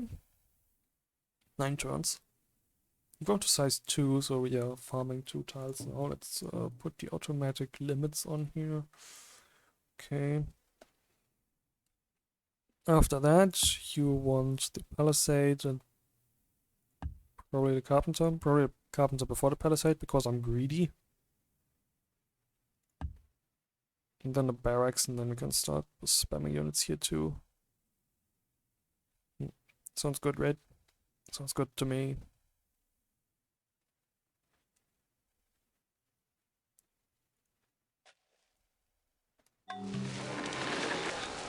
Let's complete the statue of Zeus. And that's also bonuses to pagan temples. Well, he doesn't have a religion either, so it makes sense for him to still be in paganism. Let's go to the trade menu and watch him be. No, he's still in paganism. Tribal union? I guess he doesn't have bronze working yet then. Rule of fear, tribalism, substance economy. It's all starting civics still. Actually, let's trade with these guys and see if they'll open borders. They will not. They will. No, they will not accept though. They're willing to talk about it, but they're not willing to trade. Hey, we have 3 furs, right? Let's trade some furs away. We only have 1 connected right now, but we'll have a tail or anything, we don't actually get anything from it. So let's give this to him and see if he likes us more. Since we certainly don't need it. Not that he'll be able to use it either, but the AI doesn't know that. The AI will be happy to get a resource they have no use for. At least that's my assumption. I haven't exactly read the code. Okay, now we have a road there. I think we're on a road here, so we can move units towards that Egyptian tile there. Oh, we've also already connected the cattle for a few turns now. So let's switch into pastoral nomadism. Get that +2 from pastures. It also gives +2 from camps, but they just affect deer, not the trappers lodges that we have.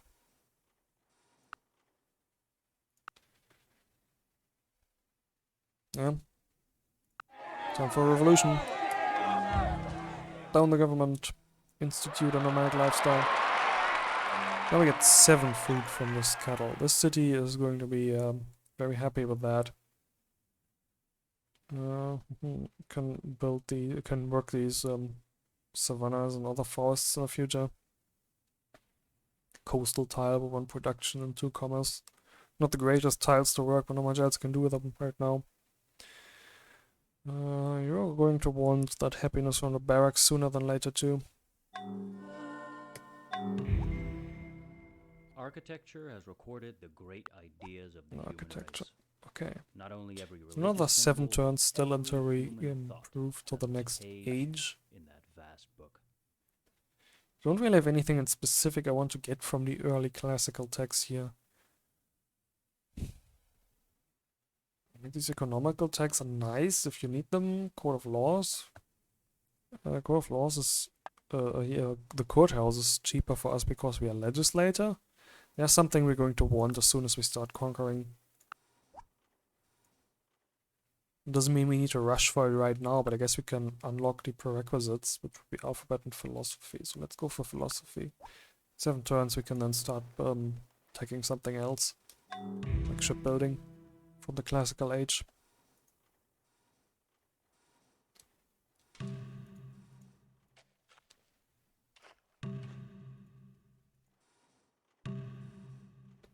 Okay, barracks built in our home city. Monument built here. He's got his first border pop already. We're still 12 turns out with those 2 culture buildings now. Could build the library or something. I also want to build his weaver shops, potter shops for the ancient age economy, but no granaries and not much production to spare here. Okay, you've built the road here. So let's build the road back home now. Wait, you don't actually need to road that tile, you idiot. You can just use this road. You don't need to build 2 roads here. Moving here is fine. I have gained this by philosophy. Philosophy, That I do nothing without important being unlocked. commanded, what We others certainly do not only want for the pacifism. fear of the law. And classical age tags are now 50% more expensive. And in another 80 turns, the icon here has changed to another 80 turns, they are going to be not more expensive anymore. So let's build shipbuilding for those lighthouses that our capital can profit off, and great wing ships, the triremes. Classical era warships, not that important yet, I guess.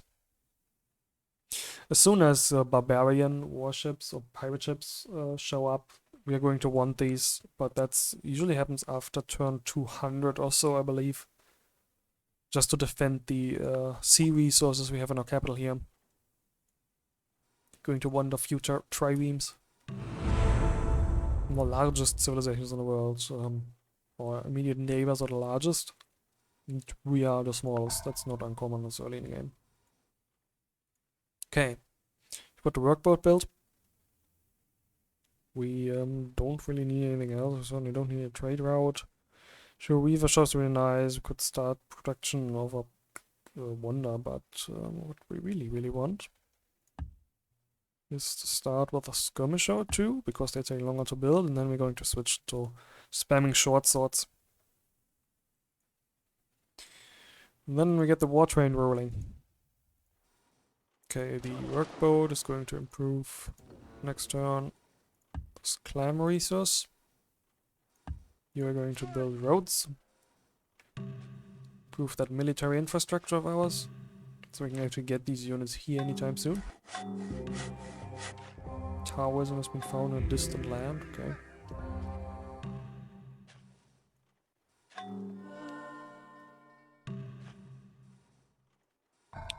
Skirmisher here. I probably want to keep one of these skirmishers at home just to defend against any barbarians that walk in from these lands here. I can also look into attacking this tile, but I think there was an archer on top of it, right? Was there? Most skirmishers have problems with archers. It's just like a warrior that was on that hut. If the hut hasn't been killed by the AI yet even. If there's just a warrior on this tile, we can see into attacking that with skirm. Let's do that as soon as the second one builds. Right, for now, our first skirmisher is going to stay here. There goes a border pop. As soon as this tile is done, you can improve the trapper lodge there. And we've entered the classical era. +1 unhappiness.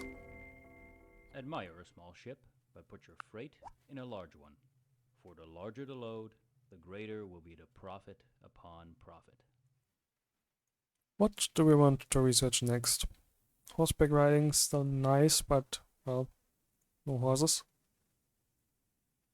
Tolls and taxes, literature. Well, heroic epic would be nice, I suppose. We don't have the unit level requirements to actually build it yet. think Code of Laws is just one of the best things that we can build right now. Maybe a forge, but we don't want to build forges right now yet. So Code of Laws it is, I guess.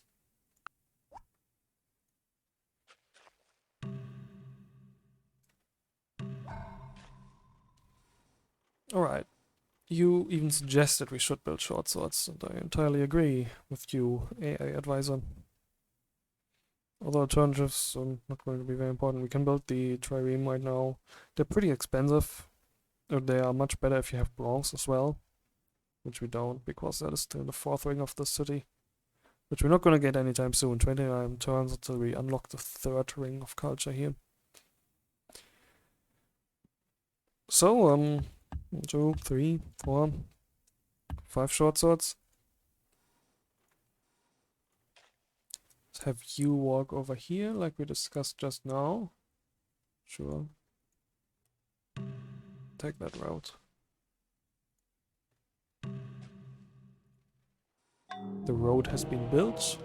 Buddhism has been founded by somebody. Oh, look at this. Our relative strength ratings actually puts us at being 25% stronger than the Egyptians. That's nice. And that's just with, what, 2 archers, a ship, and 2 skirmishers. It also factors in things like the defensive building, like this palisade, but it's not as important. We built that trapper's lodge, move the unit there. And let's see, yes, it's a savage that we can probably attack. Okay, look at here. Combat chances, I'm holding right click right now and hovering over this tile to see combat chances. Combat chances is 76%. That's good, could be a little better, but we can still give this guy an upgrade. We should give him an upgrade indeed. We should give him Gorilla here, the hill bonus. It's 25% more attack, pushes this to 82% chances. And we win. And we get a free warrior, great. The warrior would have been nice 100 turns ago. I guess you can walk down. Hope you don't die to another barbarian while you're on the way and join our army later. Just cannon fodder. Though the cannon fodder that we're building has 4 strength and is much better. We could upgrade the unit, but I don't think we want to spend that kind of money. Talking about money, we have run out of money. I would like to have at least 10 gold or something like that in our reserves at all times. I'm going to take this Gorilla 2 upgrade to make it more defensive right now, and so it can have improved movement across hills in the near future. Okay.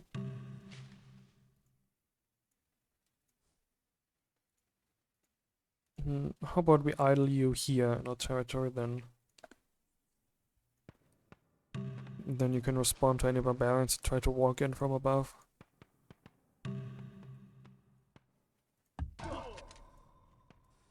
Building more short swords, very nice. It doesn't actually give it any food. Interesting. I produce 5 hammers here, 2 food and 3 hammers.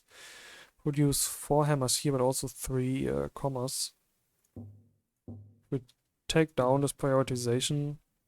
It'll switch one of these from a 2 food and 1 hammer tile onto the fish, so I guess let's do that.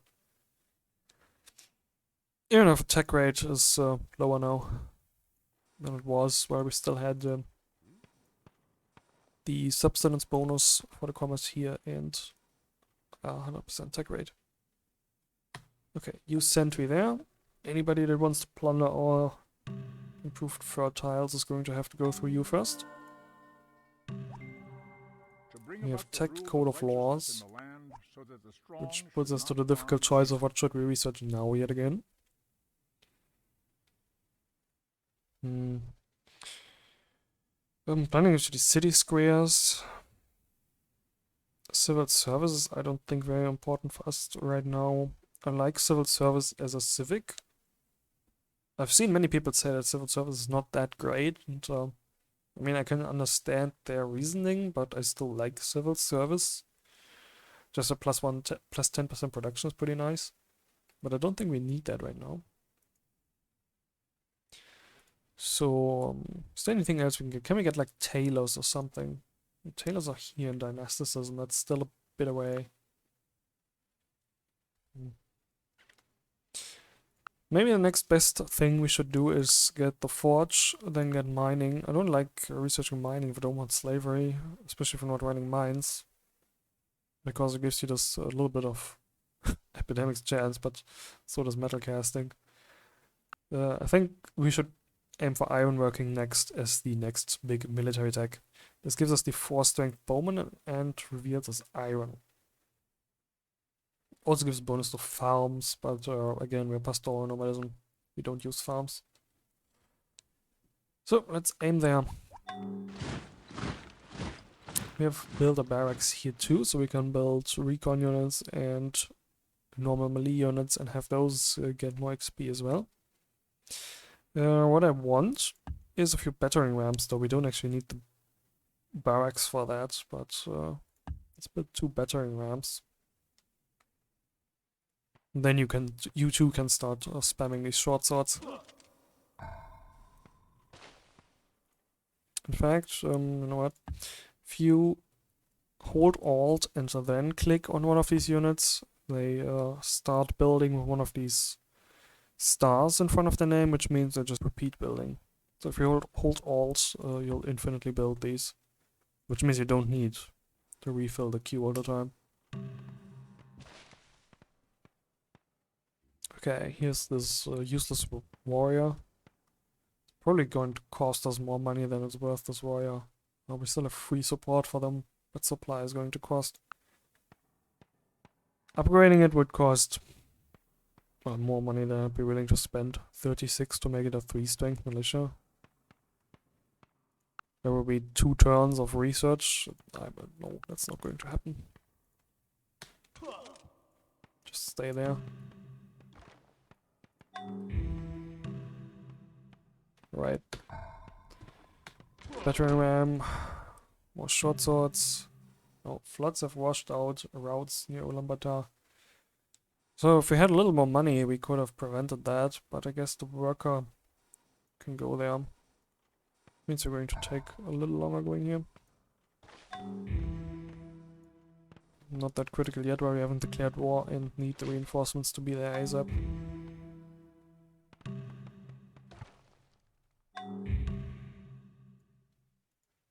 Okay, the worker here is done. It's finished up hooking up this fur resource. We don't really need a road here, but since you're on that tile already, might as well, I guess. Hook up the timber again. Unfortunately, that means the battering ram here was not quite fast enough to finish without that prime timber in this turn. Doesn't matter really much. Although it just needs 1 more hammer to finish, but all the hammer is going to be overflowing to the next build.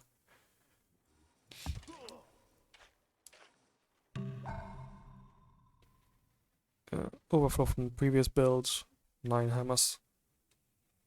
So what do we want to build here? Do we just want to spam more short swords? You can totally spam people to death with short swords, especially if they don't have the 4 strength bowmen and don't have cities on hills.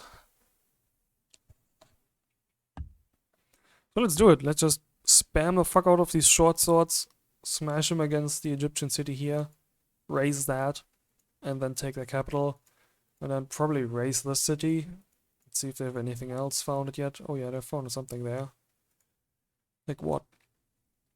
Where's this city? Do they have it here? I mean, they have at least something in range then.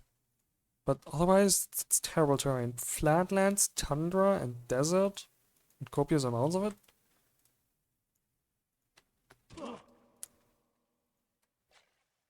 That would not be a city that we are going to take.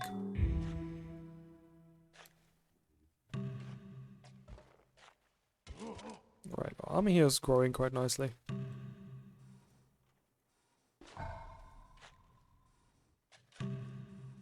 Okay, now we're getting down there. Now we're going to be starting to paying unit maintenance costs. We've reached our free allotment. Our free trial has expired. We now need to pay big boy prices. As soon as you start sending these units into enemy lands and need to pay maintenance on them, it's going to go down even further. So Rastionism has been founded, okay.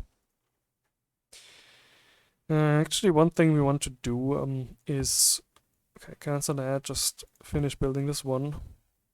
Build the weaver's shops and potter's shops. Get that one money from them. So we can support this army as soon as it walks away. Alright.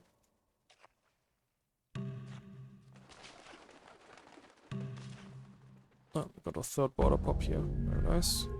Doesn't actually put anything new in our range.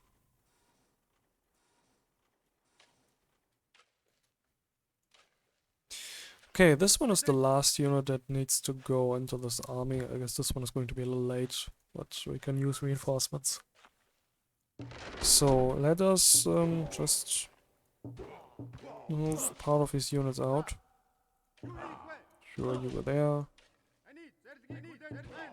And the rest of you are going to go in a second stack.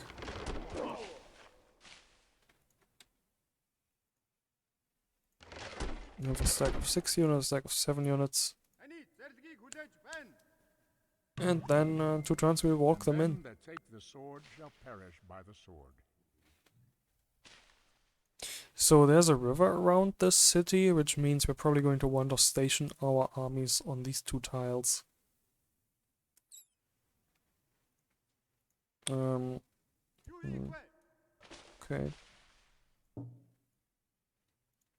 Let's move all these guys here and move all these guys up here so they can move in here. So we can station them below the river, on the same side of the river. So they can attack the city from there.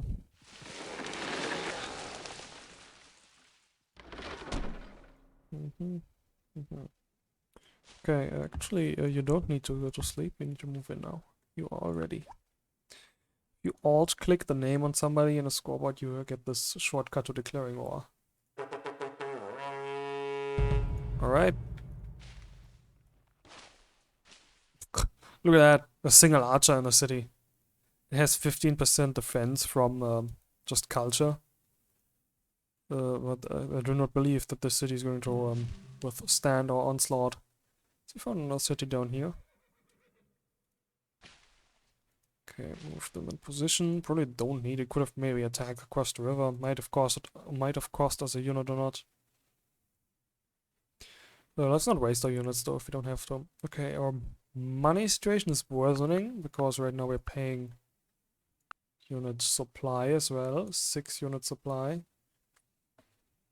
Away supply cost for 15 units, free supply for 4. It's not just a just 1 flat gold per unit, it scales over time. As soon as some of these short swords start dying, once we throw them at the walls in the capital, our economic situation is going to be a little improved again. Okay. 35% research, it's not that great. Why did it go down so much? Did somebody switch away from our commerce tile? No? You're not working commerce tile here. Well, if you do that, then you get better. See, growth is restrained here right now because we are at 5 from 5 happiness, and I've set this to turn off avoid unhappiness. So it will grow up until full food stores, but not actually grow to size 4 with this setting on.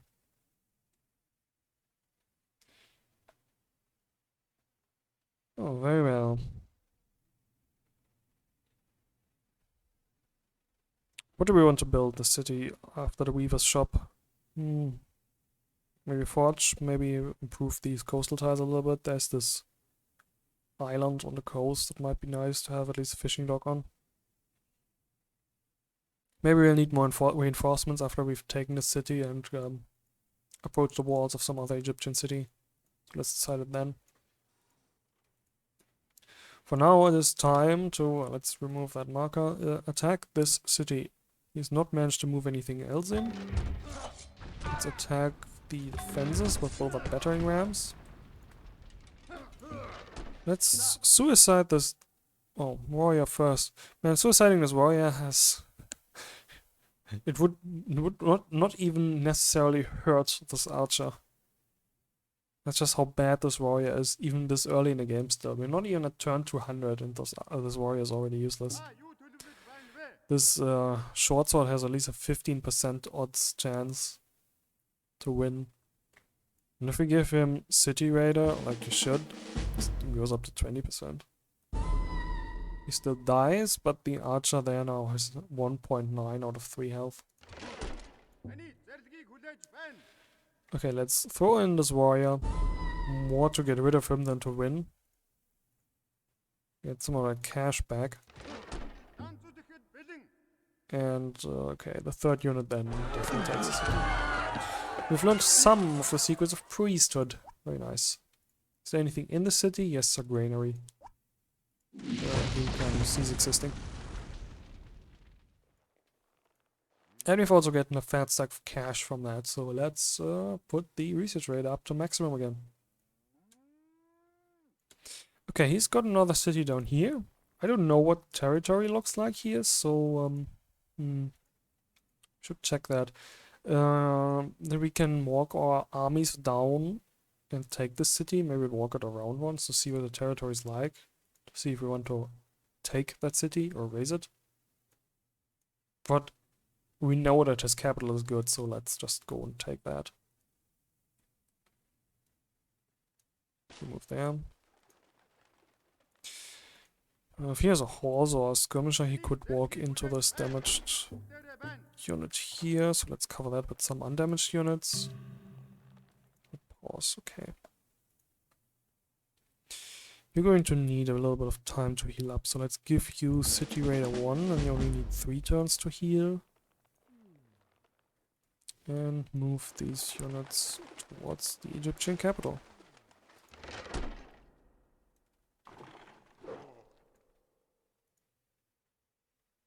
You can join up with them. Weaver's shop has been built at home, reducing our deficit a little bit. Building a courthouse with just 2 cities just yet is not worth it in our capital. Trade dock, or the river dock would be worth it once we start having a 3rd city and can get an extra trade route. Means just 1 commerce, but still. The lighthouse would improve us if we were to actually build something on the water tiles. The problem is we have no happiness to actually build any more, or to actually grow any more in the city. Unfortunately, only options for happiness are walls, the imperial cult, or local autonomy. Imperial cult requires the pagan temple, but that's an easy point of happiness. Walls take a bit to build, and the city isn't necessarily threatened by anybody. So I'm more inclined to build a palisade here once we have the prime timber hooked up again. So I don't think we need that. We can build local autonomy, but that reduces our military unit production, and we don't really have much else in the way of cities that produce military units yet, so pagan temple, and after that imperial cult, so that the city can grow a little further. That's economic considerations, not I am at war and need to conquer somebody considerations. As soon as we start losing some units here, we might second guess those choices.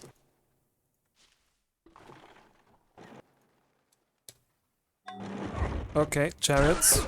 The skirmisher defense in this combat, because chariots have a 50% bonus against all melee units. Oh, and the skirmisher even wins. Very nice. Skirmishers are reasonably expensive, so I would not want to lose that. But the skirmisher is also heavily damaged. He's done a bit of collateral damage onto these short swords. But I'm content to just walk them onto this hill. Do I want to walk the skirmisher onto the hill with them? It would take a long time to heal up in enemy terrain. We can, in one turn, walk it back into our terrain and heal it up. There's also the option of giving it one of these upgrades. But I don't think I want to do this. I want to wait until I need the skirmisher for an attack to give it the actual upgrade. Okay, there is 2 archers and a militia, a short sword, not a militia. It's just a short sword, it's called militia in the city. Nothing more, no second chariot or anything. So with the amount of short swords that we have, I'm positive that we can conquer the city. It's size 7, there's wonders in there. There's horses that we need. Should be juicy.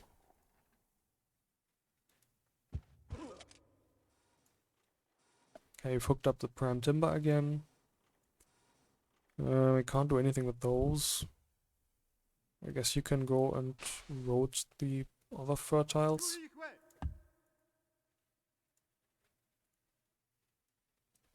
Short sword here is healed.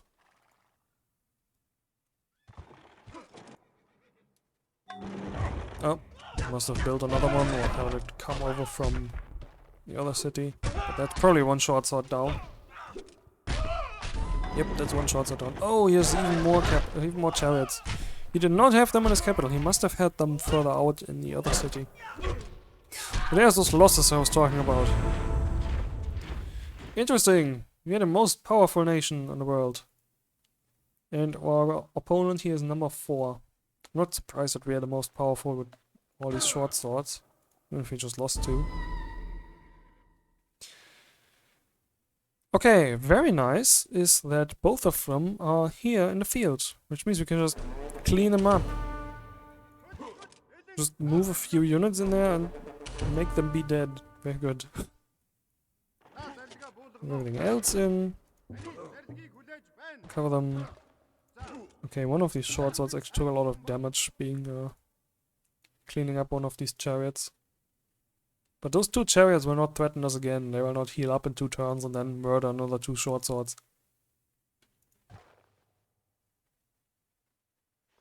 Very good. You start sieging the city. The short sword here can go heal.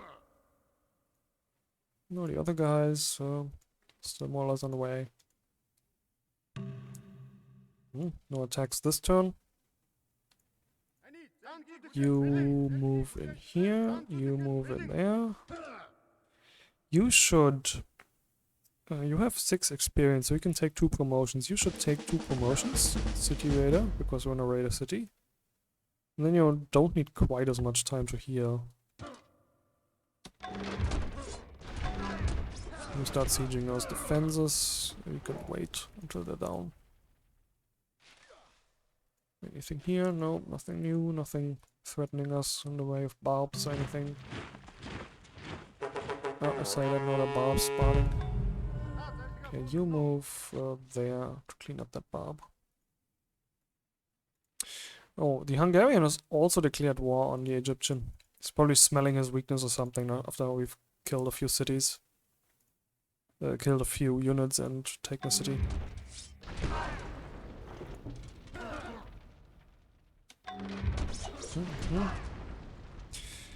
Mm. 2.8 strength, you're probably too weak to actually attack this turn. 3.4, it takes 3 turns for this guy to heal. We don't want to wait 3 turns. Actually, let's wake all of them up. I think we can take a city this turn. Better to take it now than wait for him to build another short sword or archer or anything. Defenses are completely down. We have 8 short swords versus 2 archers and a skirmisher, a short sword on their side. Okay. Just take these units that don't have any combat experience yet and start throwing them in. First one went to an archer. This one is going to go onto the other archer. No, both of these archers are damaged.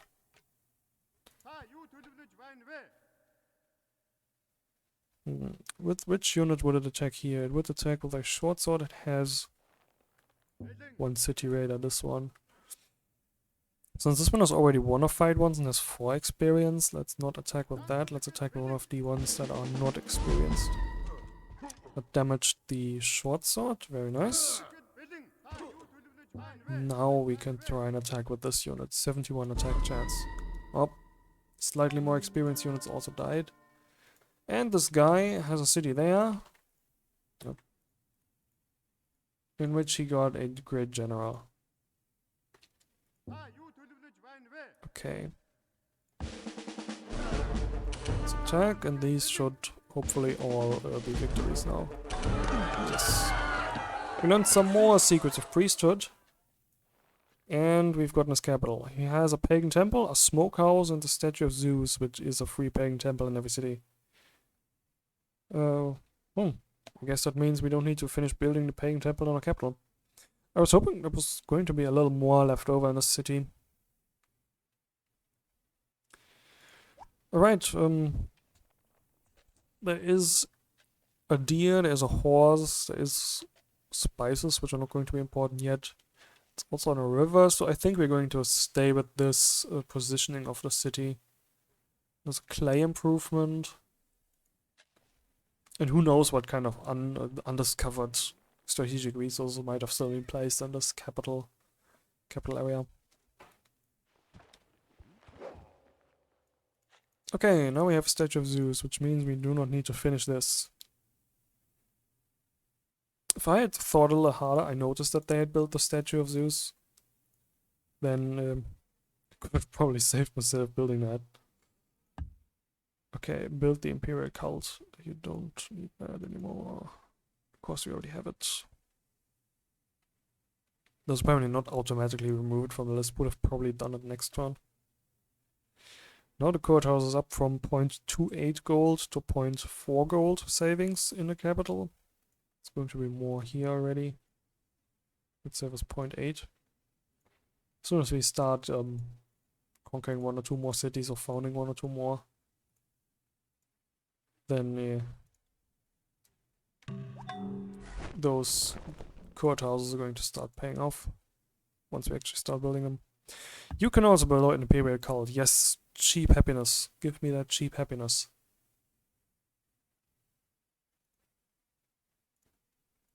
Move the damaged units in here. Slaves in the Empire are free. Oh, they were in slavery. They had a slave in there. Now we have a free worker. That's great. Let's not actually move that worker anywhere yet, because there might still be Egyptian units around. There's an Egyptian worker here. Unfortunately, you can't capture workers directly anymore. Only slaves, if you capture them, become workers anymore. And heal up our units. Okay, our attack army is pretty much spent right now. We still have, what, 4 short swords and the 2 battering rams. And I guess this guy once he heals. But that's most of our strength spent. And that is our war goals achieved. We have raised this city, so we can found another one here. We still have a marker there, even if we don't really see that well, if it's dark brown. And we've taken the capital. We can decide to make peace now. We're certainly going to be at war with them again at some point in the not too distant future, either because they attack us or we clean up more of their cities. Especially this city, we probably have to go away if we want to found in this spot. Wait, this is an ice tile. Can we even found on an ice tile? I don't know, it's just tundra. I'm not sure if we can found on an ice tile, even if it is hilled and forested. I guess we'll send out our settler sooner or later and see. So option make peace or continue the war. I think we should continue the war just to clean up the city. We can also raise a few more, get a bit more gold and a bit more tech out of this guy. While he still does not have better defensive units or anything like that. Wasn't there a barbarian spearman here earlier? Put him up in that forest. Okay, you go back in.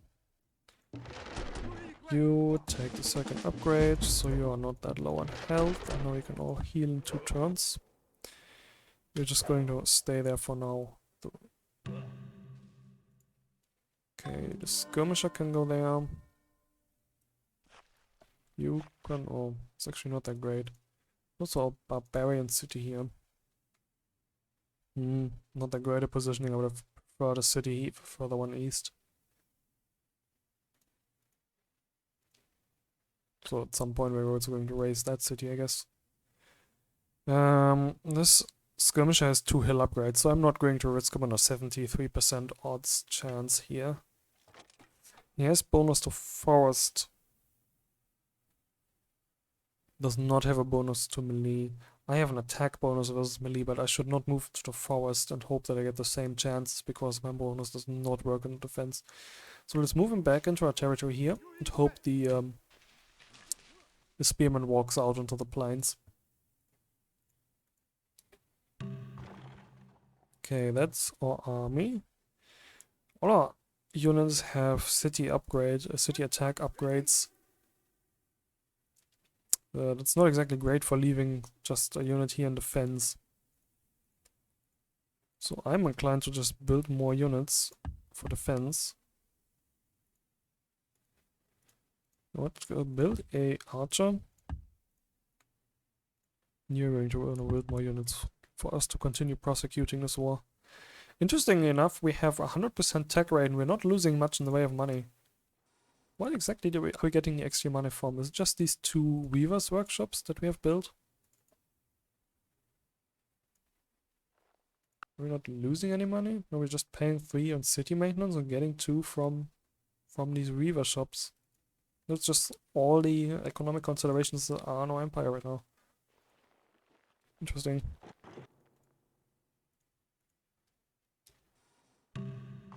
Then let's just idle all of you for a moment. And prepare for the next phase of this war. Mining. Slavery. We don't want slavery. We have no need for slave farms. Okay, the city is of course going to shrink a bit. Happiness is going to be a big problem, so... Imperial cult for one thing. After that, I guess barracks is the only other thing we can build easily for happiness. We can build local autonomy. That's also pretty cheap. The city looks like it's good with production though, with these mines here. The pasture is going to be nice for production. Plains around, so I'm not sure if I want local autonomy for the 10% military production. Might still need it. 10% is not the world. But for now, you should build these. It's not connected to our trade network, unfortunately. Otherwise, we could have maybe built a palisade, get some defense up. Oh, look at this. This is an archer from the Egyptians. It's not a barbarian spear. Well, archers have attack versus recon units, so if an archer attacks a skirmisher, the skirmisher's toast. And they don't have any bony against them, no attack bonus, so let's retreat that guy. If he can defend on a hill, he might have a chance against the archer, but I wouldn't count on it. Oh, look at that! He's damaged, he must have attacked the spearman. Now we can clean him up.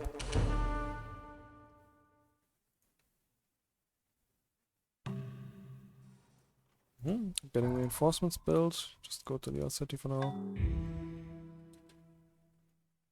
You just stay on that hill. What's that? That was an event here. Tragic mining accident in the Egyptian city. Yeah, whatever. They don't have copper anymore. I guess that is actually relevant for the war that they lost the mine. Unless they rebuilt it. I think it's an optional event. Means I can't build spearmen, which I guess would be relevant as 4 strength city defending units, but we don't have any horses, so I don't think them having or not having copper matters. Okay, the archer is done for the city defense of Alexandria. And more short swords. I should probably keep a second unit in the city by this point. In case there's like two marauding Egyptian units that walk in there. Okay. Do we want to build another skirmisher? I don't think so. Let's just build more short swords because we have no copper or no horses and can't build anything else.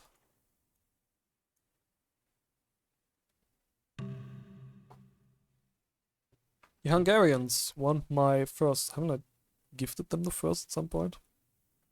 And they want to give me horses. That sounds like a great deal to me. Let's get to negotiate. And they will also give me +2 gold. They typically offer you deals that are not all that great. And will give you more if you renegotiate. Hell yeah, I'll take horses for first. Maybe we don't need to build more short swords then. Well, we never actually researched the technology we need for horse archers. We're talking about chariots now at the very least. If you're already progressing into the classic, I don't want to build a chariot. Instead of finishing ironworking, what do you say about horseback riding? They'll both take about the same time. It's horseback riding and then ironworking. I was already half done with ironworking. Just about an archer instead of a bowman here. That's too bad. Chariot, settler, militia, short sword. Or a few more. Group these together.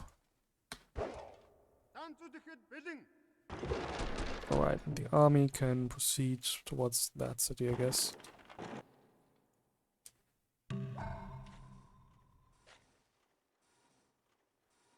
More short swords.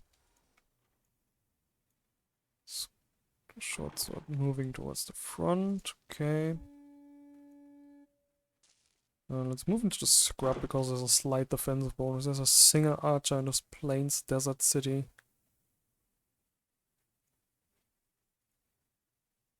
Well, you're not going to be needed there to attack the cities. Just go defend here. Be an extra obstacle in case they ram more chariots into the city or something. Do we want to build a second army that walks down here? I think we should just keep these units here and then send at least the one or two of these battering rams down. I mean, we just have to. We don't need them for a city that doesn't have any culture.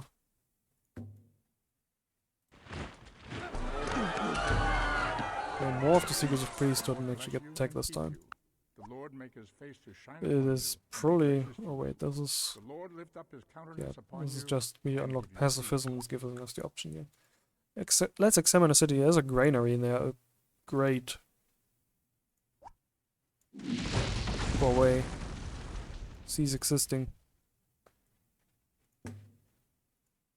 Okay, both of these cities are going to have defenses though, so let's just build a new battering ram here.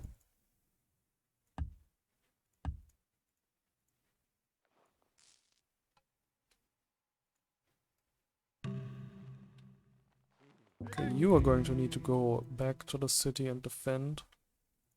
Or heal up. Let's defend you with the skirmisher that can move. You are also going to need a few turns to heal. Moving in there would probably take longer than just healing in the field. Let's move these guys all up back together and wait 5 turns. Make a little bit of maintenance.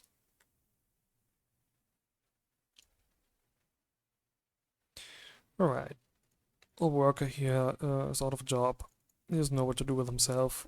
How about you just build one of these grazing grounds for our first time on that plains grass tile. Plain grass tile. Plains is something different than grass.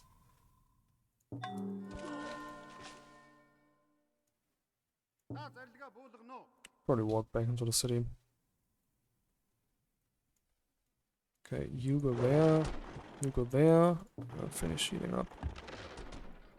What's in the city? There's a militia on this hill and a worker that is rebuilding that mine. 38 turns, wow. If we can defeat that militia, that'd be great. The skirmisher is going to be able to reach him, but the other units are not going to be able to cover the skirmisher, so let's not do that. Put this grazing ground. Step a short sword. Rebuild more military. I think it's fine if we just build more military from the city that's closer here and start focusing a bit on eco in our capital. For instance, we never built that library for that 25% science bonus.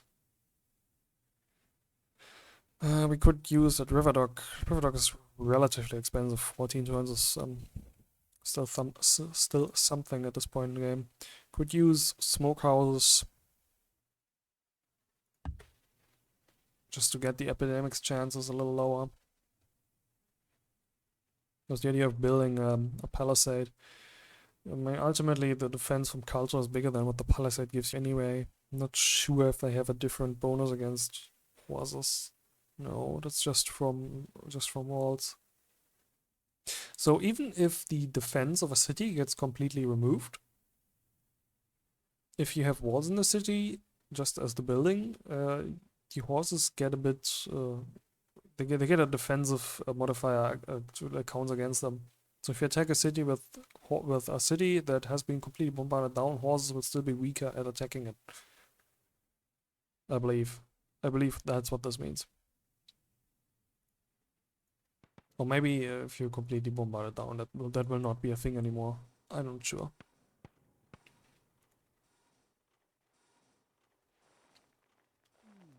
Okay, let's move this unit here. And proceed. The enemy has been spotted in Alexandria. A damaged short sword. Right, new Egyptian footman. Maybe the militia was an actual militia then. Alexandria has become happy after the Imperial cult finished and it shrunk to size 2. This used to be a size 7 city before we attacked it, so it took a bit of a hit.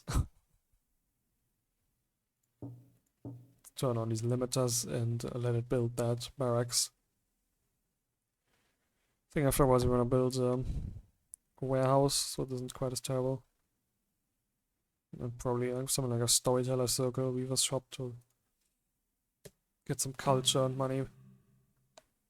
Okay, there. Hinduism is spread in Ulaanbaatar. Well, we have 2 Hinduist cities now. We can't actually build the temples or anything. I think monasteries might still be worth it for their 10% bonus, but especially now that we've conquered the statue of Zeus, I think we should stay in paganism.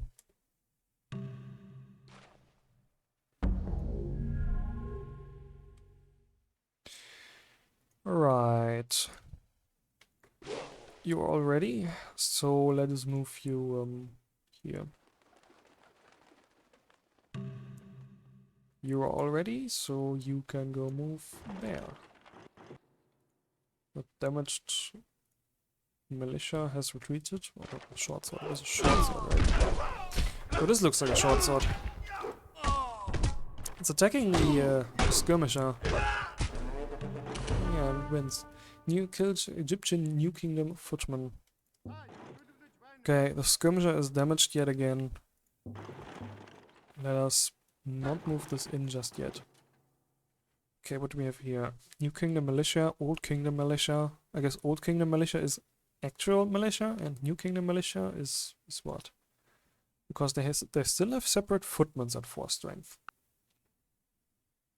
Let's take a look at current game. Actually, show me Egypt. They have war chariots, and they have a Galacticoi something.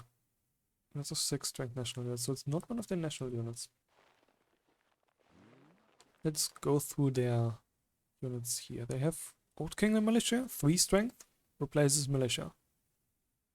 Looks pretty standard. They have New Kingdom militia, which is the spearman. Ah, I see. They have 25% bonus versus short swordsman. Oh, that's actually relatively dangerous. And then they have the actual militia somewhere. X-Men, arms, short sword, nuking, and footman. Yep. But given that he has no copper anymore, he can't build any more of those nuking the militia units of his spears. Okay, 3 short swords is not going to take a city with 4 defenders. We're probably not going to need to recombine our army anyway, so How about you, skirmisher? Just stay there. Nothing from the city should be able to reach you. You have this one short sword here that healed up. We're going to need to wait until... Oh. This city has changed ownership since we have last taken a look here. I guess that solves the issue of conquering or not conquering this city. Unfortunately, it also means the city is going to be producing culture and generally be annoying when we try to found something here. You can really barely see the BFC marker. Make that Hungarian colored. Well, it's not quite that. It's not quite hot pink, but we don't have this kind of light pinkish red the Hungarians have in our color palette here. So let's found a city here. If we can't even do that on the ice. This army goes up now though. Should we build the settler for that right away? I think so. I think we should hurry up with that instead of building these eco buildings that are certainly also going to be quite useful. Build a step settler. And well, you can build more short swords as defense for that. I don't want to build another archer if we have iron working on the horizon. A horse! A horse! My kingdom for a horse! Okay. You can actually build archers now. We don't have stables yet. That means stirrup. That's technology a little bit further into the classical here. Oh mine, they're relatively expensive. They only look expensive because right now it's focusing on food. But not that the city has much in the way of production, is it? Anyway, short sword. Settler is going to still take a while. Just stay there, short sword. There's a slave revolt here that might as well walk into our lands. As it was, we were not going to take this city with this army. So, you are going to stay there. Wait for the reinforcements to come up. Okay. He's taken one of these units that moved onto the hill with an archer. And 2 of these slaves still exist. Unfortunately, we can't reach there. It would be nice if we could clean up this archer outside of the city.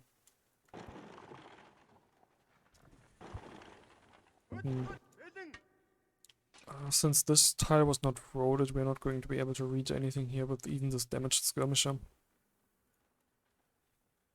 I can, however, move the skirmisher into our territory right now. That should save us a little bit on unit maintenance cost away from our borders, and they should not be able to reach that damaged unit there. And that might be in range to clean up a Egyptian unit next turn. Like these.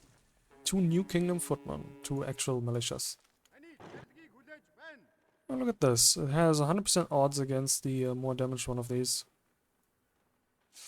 The thing is, the skirmisher is not going to be able to walk back, and I'm not going to be able to cover it. Is killing a footman worth losing a skirmisher for? The answer to that question is probably no. Yeah, I just don't have anything that can walk onto that hill this turn, and maybe I should have moved this skirmisher up onto this tile at least last turn already. Probably, So I guess we're going to have to decline this juicy option of destroying this this unit. I'm going to have to dig them out behind the city's borders with the short sword spam. So go there and here. You move into our territory again. There's the reinforcement army. Hey, look at that. He did not have enough moves to actually move all the way back. Fortunately, they are not on a roaded tile, so they cannot move there either. We're still in the same position as last turn. We could reach this unit at good odds with our damaged skirmisher, but then we could not defend the skirmisher.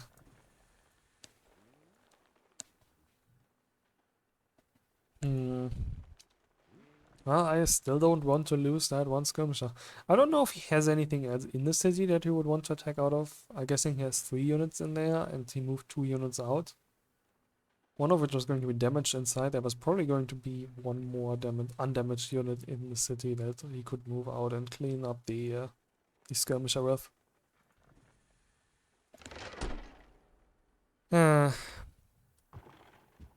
Alright. Let's combine these armies. That's going to get us a bit of stacking penalties here. It's not too bad just yet though. We have this one improved, or this one experienced short sword there. We have more short sword here. I want to leave that one in the city for defense. No, let's not do that. We're going to need these units. Always need a few more units than you think you will. If you ever in Civ 4 or in Realism Invictus specifically think you have enough units, build a few more. Oh, look at that. He's sending over the archers from this city, I think. The AI is pretty good at sending units to wherever they're defending. So one of the units in the city is a boat, a galley, papyrus boat. So there's only 4 actual defenders in there right now, and there's 2 more coming. Oh wait, one of them is actually a worker, so it's not sending in 2 archers to defend. There's just 1 archer escorting a worker.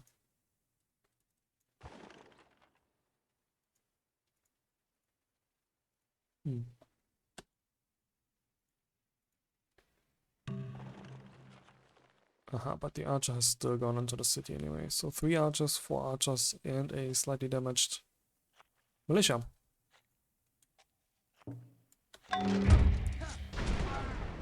3 battering rams immediately remove the first level of defense of this city. Okay. Then let us take some of our less experienced units, promote them to City Raider 1, and remove these archers' health bars. Oh, one of them even won. We've got a great general. I'm not going to read this entire blurb about the backstory of this particular general. Where is he? Oh, yes, he's in the capital. But we finally got our first general. That's very nice. Question is, what are we going to do with them? Melee tradition, recon tradition, archery culture, or horsemanship tradition? I mean, we are the Mongols, right? I think there's only one answer for that. Horsemanship tradition. There's also the option of not founding one of these traditions and keeping it with the army, because all these generals have a heal bonus. Okay, there's the option of throwing our most experienced short sword against the remaining full health archer. I do not want to do this. Let's not attack with the 8 experienced one. There's a 6 experienced one that could have much of the same results. Or we could improve one of the one for ones that only have 1 or non-city raiders. And attack the city with that. No, I think I'm going to take the 2 upgrade one here. Or do we have anyone with 5 XP? Yes, we have one with 5 XP. If you with your 5 XP, take your second city raid upgrade. You also have 55% chances. And if you lose, we're not going to lose as experienced a unit, but you don't lose. Archer's gone. Which means now we only have the damaged units here. Okay, that archer that is still defending is not damaged far enough that I'm comfortable sending up a most experienced unit in yet again. Let us upgrade another unit to City Raider and just attack that with 38% chance, and now we should be able to clean up. Some of the Secrets of Polytheism, that's a terrible, terrible tech that we have absolutely no use for. Okay, there's nothing in the city, so we might as well not keep it. I think I've commented before about how I didn't particularly like the placing of the city. Like, how would we place a city here? There's these tiles, with slightly more fertile soil and the cows. There are these islands on the border, I guess. Some resource here that we could get if we founded something inland. Like, that is an option.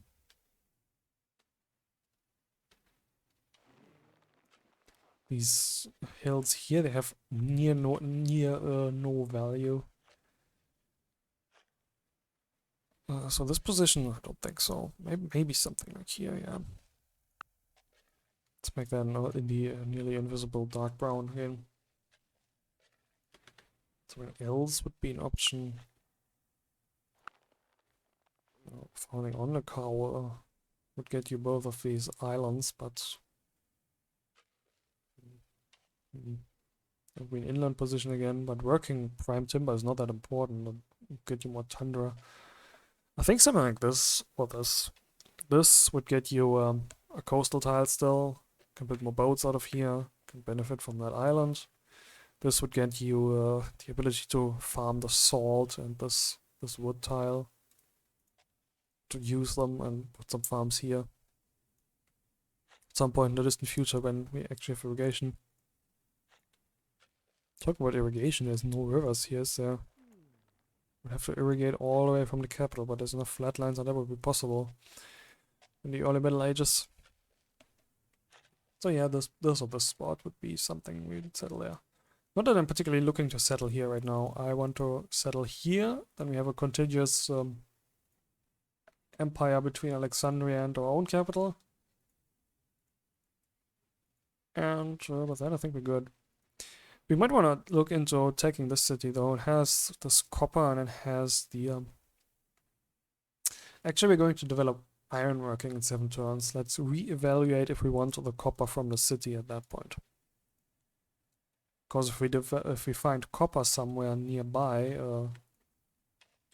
no reason... If we find iron somewhere nearby, no reason to take the copper from that city. And as well as the copper from here, we're still not going to take for another many turns. Okay, let's move these guys one tile back and heal them.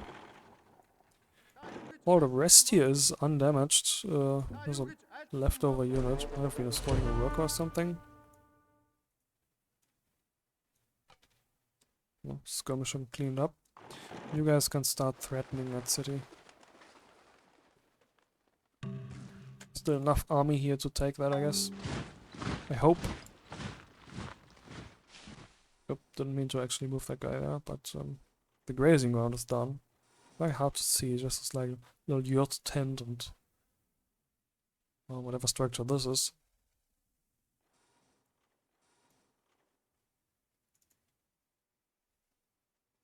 Okay, it actually farms this one, or rocks this tile, very nice. 4 food and 1 production, yeah, I guess if you're building a settler that would give you a bonus. I don't think it'll use that tile once we start producing something. It only produces, it only gets built with hammers again, yeah. If we switch to a lighthouse, it moves away from the fish. I mean 5 production, 5 food, 0 production, or 4 food, 1 production. This one has more production and can fulfill the food requirements of the city. That said, I would like to grow a little further here. We would need to eventually build the granary for to keep the epidemic chances low, but we have the smokehouse queued for the same purpose already anyway. Let's reevaluate that after we have the smokehouse. But growing the city to size 5 after the settler is going to be one of our goals. We have, what is that, a spearman? I think it's a spearman or a skirmisher, right? Yeah, New Kingdom Militia, that's a spearman. Attacks a short sword with it, but loses. So we can move into the forest, or we can move onto the copper. Forest gives us a bigger defensive bonus, but we're not on a road tile there, so... But I don't think being on a road tile when we kill the city matters. Okay, here's 3 archers, a militia, and a spear in here. No, wait, New Kingdom Footman is his actual short sword.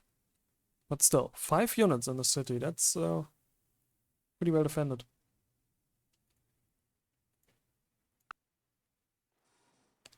Okay, what do you do, old worker? Is there anything else relevant we want to do in our capital?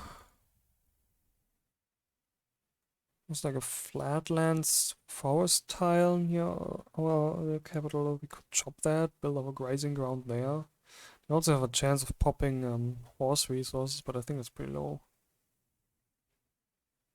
Could build mines. Once we have iron working... Or was it another tech? No, once we have slavery, which we already have here, mining. Tech that unlocks slavery. Mines get +1 hammer. So mines actually give +2 hammers, which would be better than a forest on a tile like this. But that would also give unhappiness, not unhappiness, but epidemics chances. So I'm not sure if it's worth building a mine over a forest here. It would take 30 turns to build. Yeah, AI wants us to hook up these tobacco resources, which we can't do. Maybe it would still be worth building like a grazing ground on here. I think the plantations are going to take down the forests anyway, and even if we can't hook up the resource proper, we still get a little bit more commerce from this tile, just because the resource is on it.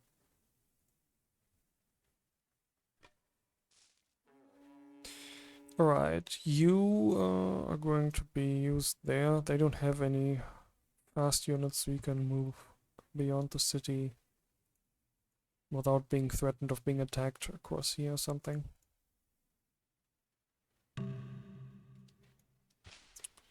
Look up at the rest of the army.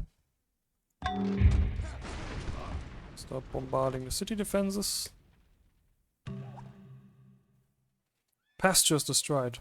Not a single horse pasture. I think with this city down, there's little risk of a Egyptian skirmisher or scout or whatever attacking us there. So we have the option of building a pasture for 221 or a grazing ground of 232. Could be a grazing grounds are better for horses specifically.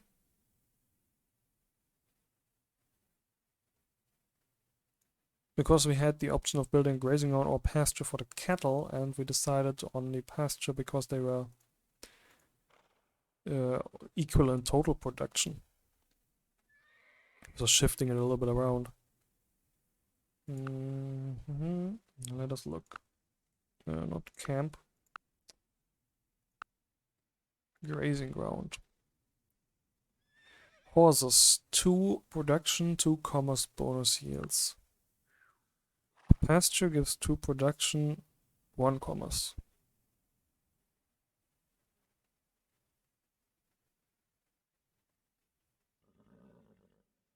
+1 food from pastoral nomadism and +1 from the improvement.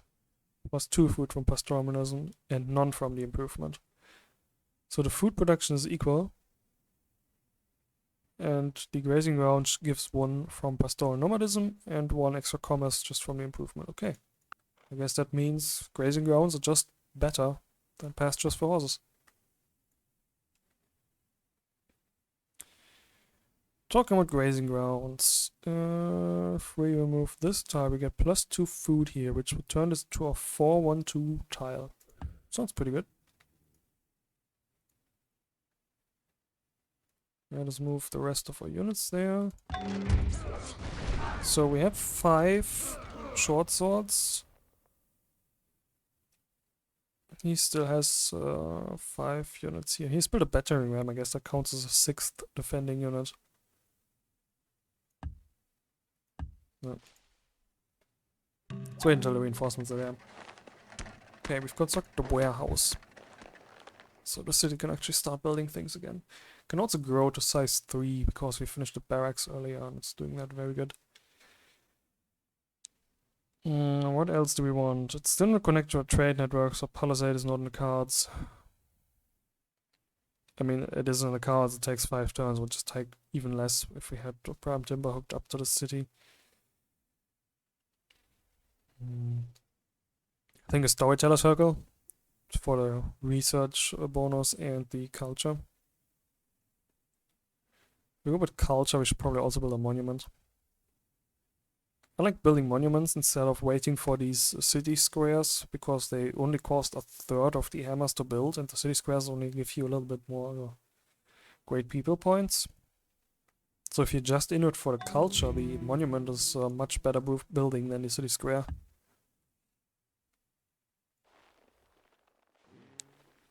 Okay, let's move some of these units onto the hill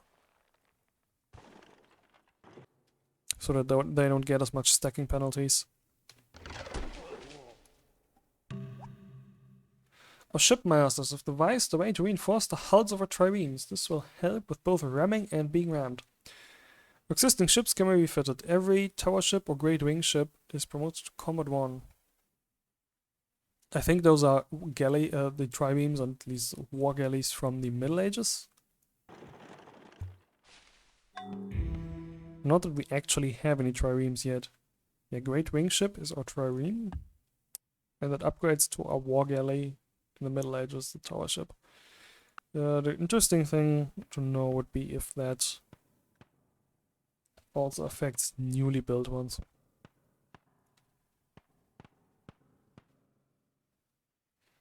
But now we have this galley that has been busy exploring coastlines. I guess we know where the Hungarians live for now, for one thing.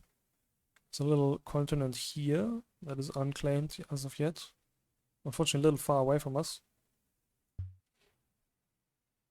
Otherwise, not really found anything. I guess we could build another ship to send down south here. Explore the Hungarian coast a little more. We don't have open borders, do we? And he's unwilling to take it.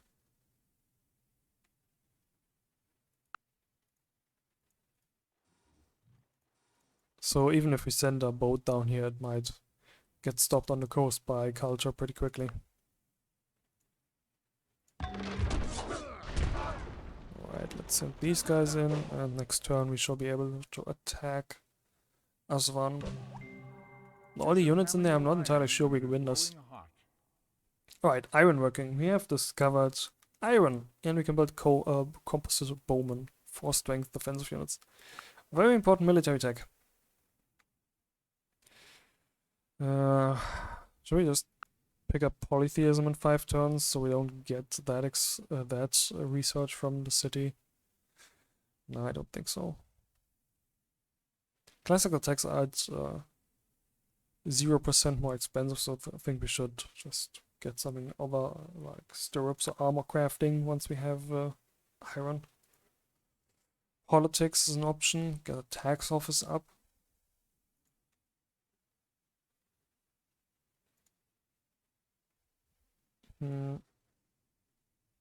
Calendar is an option, so we can start hooking up that tobacco. Not that important though. I think stirrups are one of the best options we have right now. Those horses will help us defensively more than offensively in the military. And after I've conquered and resettled these Egyptian lands, I think we are going to consolidate until the Middle Ages. After that we can see what the deal is with those Hungarians, if they don't see what the deal with us is first and attack us. So I think stirrups quite okay. Afterwards we can maybe aim for Taylor on monarchy, or see what these economic tax, tolls, currency, compass. Okay, let's check if we have any other pops of the iron resource but in Alexandria. There's an iron here. There's no iron in our capital up here. Okay, that is not exactly prime land. There's two important strategic resources here, but I just don't see a spot where you would want to found a city that has any food. That would be useful here. I think the best thing would be something like here. Have that horse in the third ring, maybe? We're already working these tiles from that city. So... we already have horses now, so I don't think we need it. And iron, we're going to have in our... that's the fourth ring of this capital. So we're not going to have iron easily. Fourth ring of this city, fourth ring of that city. And you have this wonder, right? Oh, it doesn't actually give you a culture? Too bad.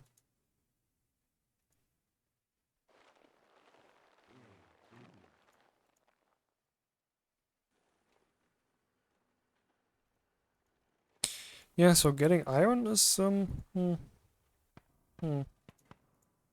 getting iron will require founding a city.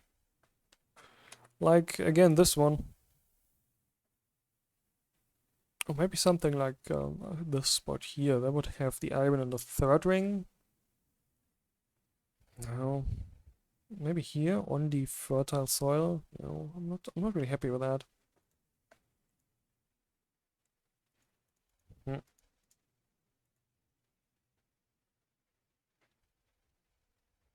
We're definitely going to want either copper or iron as we proceed into the late classical ages, especially the middle ages. There we pretty much need iron.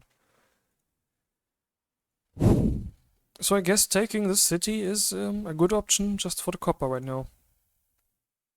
Let us see if we get it. We have already bombarded the city defenses down.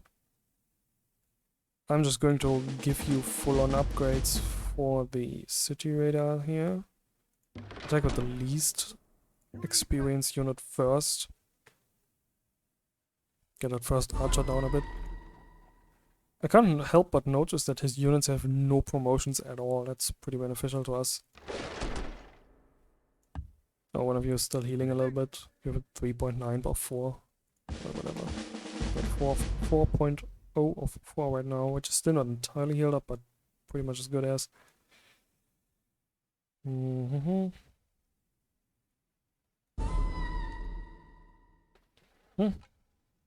archer is almost dead, one is quite damaged. You are experienced enough to get a third city radar upgrade, which will put you at an almost 60% chance. That's very good. But I would like to attack with the less experienced units first. 7 XP. Kingdom Militia, now we have a footman. Aw. Almost 80% chance on the died still. Almost experienced. 10 XP, City Raider 3 unit. Alright, and that is our last actual short swordman. Great.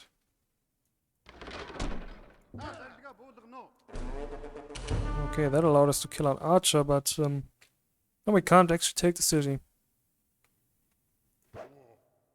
Next turn, the archer and the short sword that he still has in here, the New Kingdom Footman, will be healed again, and my units will not heal nearly as much. We have this one short sword that is still mostly undamaged. We can give the skirmisher some upgrades.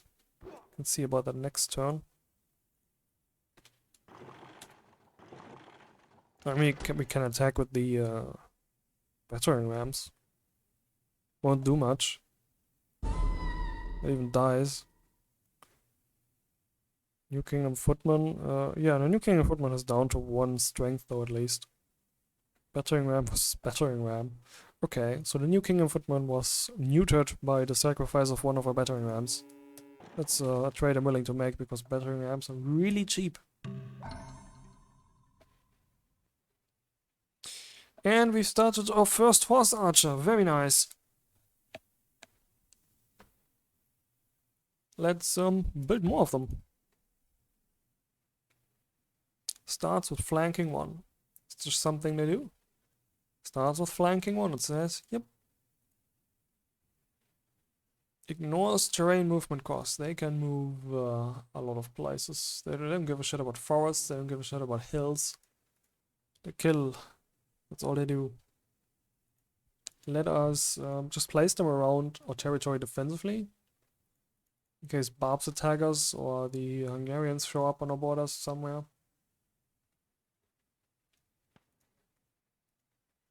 Alright. Let's finish conquering the city here. You two guys are gonna get upgrades. You can just walk in. Good. You walk in, and that is the remaining secrets of polytheism. Right, we didn't even get the tech, whatever. Examine the city. It has a smokehouse and nothing else. The pagan temple and the horsemanship tradition we're gonna get from things that give these to every city. Alright. Do we keep it? It has a bunch of land here, which doesn't have any improvement. It's going to be better as the game goes on, as you can build powerful farms, sawmills, windmills, all that good jazz. Cottages. I think we're gonna keep it. Just because we have, what, 4 cities with this? Egyptian civilization has been destroyed with that. And 4 cities is still something that you can quite afford to maintain. If you could get these fish, might be worth settling on a river, on a coast, even in tundra, but you cannot.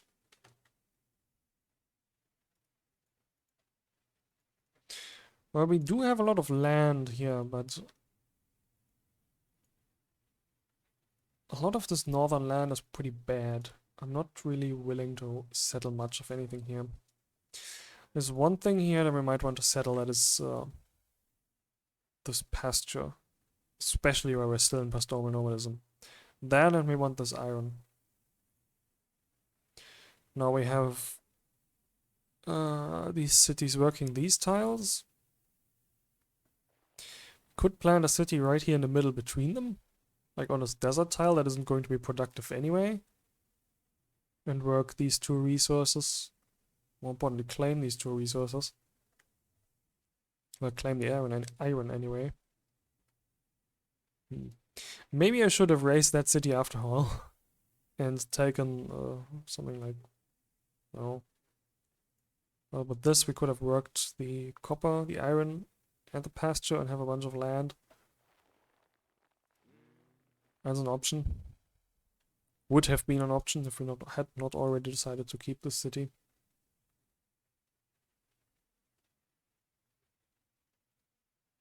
I think this is an option for another city. Get the iron in a second ring here, get the pasture there.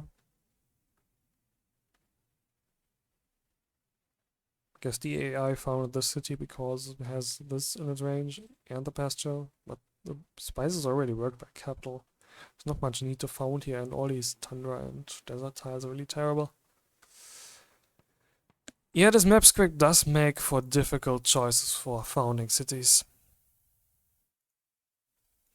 Alright, we've won this war, we've destroyed the Egyptian civilization. One thing I want to do is found another city here. So let us wait until we have that settler. Let's consolidate our army again. Move everything down here. Do we have any extra units here? No. Our archers offering us upgrades to bowmen, which are so expensive that we don't want to take them. Oh. Yeah, you are a city attack unit. You need to go down as well. Alright. What do we actually want to build in the city? I think an Imperial Cult is going to be in our cards yet again. Just basic upgrades. Pyramids have been built. Okay, don't care about those. Given that there's a lot of undiscovered land here, where barbs can spawn, I don't really want to leave this place undefended. Just let's leave the skirmisher here. Move the rest of the units down for now. I'm not comfortable leaving just a skirmisher in the city though. So let's keep that that unit there. You know what? It would be comfortable if we sent an archer and a skirmisher in that city.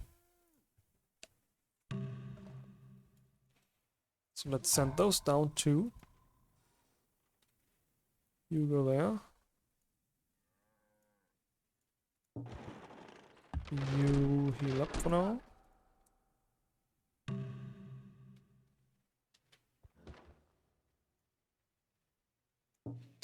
And you can move here. Okay, look at this.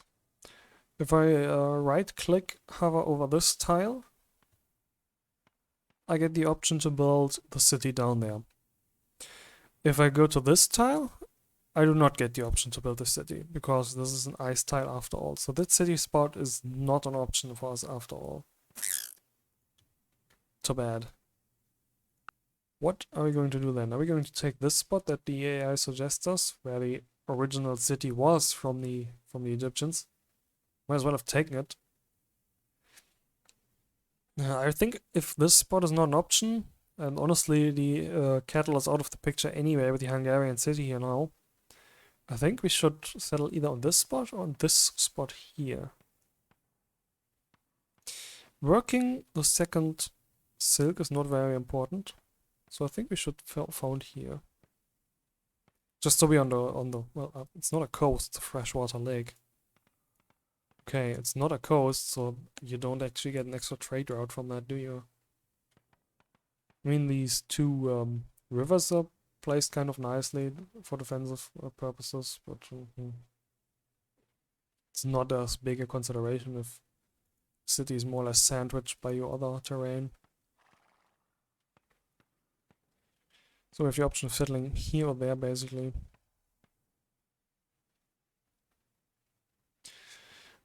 Okay, at this spot we would get here, this forest, the salt, this plains, these ice hills. That's a not very worthy tile. And another plains here. We get 1, 2, 3, 4, 5 tiles in this position that we do not get in this position. When we technically have the horses in range as well, they could actually help us get the city off the ground, but they're already farmed by Alexandria. Whereas this position would get us a jungle grassland here and a forest here. And put us a little closer to the Hungarian border, which is probably bad if we want if we don't want to get into a culture for conflict with him. So yeah, I think we're gonna take this position. You move there. This one has been pacified. As one can really use an imperial cult and some happiness.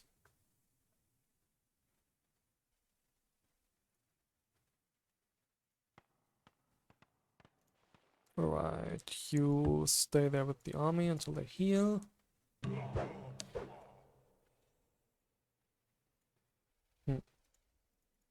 Now I think our order of business is going to be just consolidating, improving our economy a little bit, see that we can run close to 100% without losing lots of money. See, right now our actual tech rate is 45% where we don't lose money. That's not very good. I would like to stay at about 75% before we consider expansion again. And it's going to go down a little further still as we found the city, which we can actually do this turn. Zoom mod.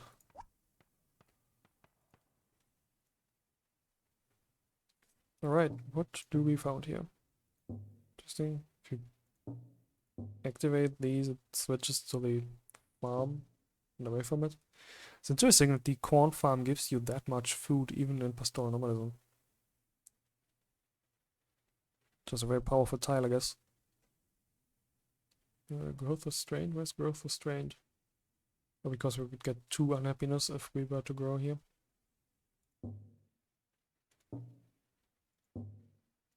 Looks like. So you're also going to build an imperial cult first. They also give you culture, which is pretty nice, popping at border. Though we get culture from the free pagan temple anyway. And then something like a workshop. Weaver's building a palisade. Once we connect this to our roads, should just be one more road that we need there. And after that, we can start looking into courthouses, I think.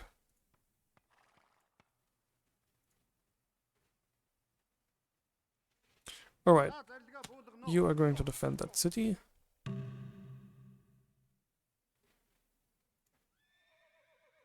The city wasn't on a hill either. Yeah, none of these cities here in the east are on hills. That's not great for defense. And let's put that short sword there, then we actually have an actual defensive unit, not just these horses and skirmishers that suck for defending in a city. Right, the grazing ground here was built. So you go build a road on that tile. Wait, you don't need to build a road on that tile, you just need to build a road on that tile. To connect the trade networks. Monument has been built. So this city is reasonably full. It has these high production buildings, and oh my god, this 8 food from a camp. That is very much worth it. So this is a very powerful city. I want more happiness in the city so it can grow bigger and use all that. I think we're going to have to compromise and take local autonomy after all for that. We can still build these walls. 14 turns in the city is not actually that bad. Let's do that. Afterwards, you can build some more classical era expensive things like libraries, forges, courthouses. And with building these units, we're going to actually get our economy into the classical age.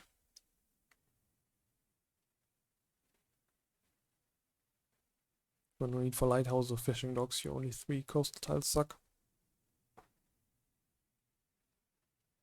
Yeah, let's queue it all up. Let's probably put the forge first, so the rest is faster. Please. River dock. You are going to build buildings.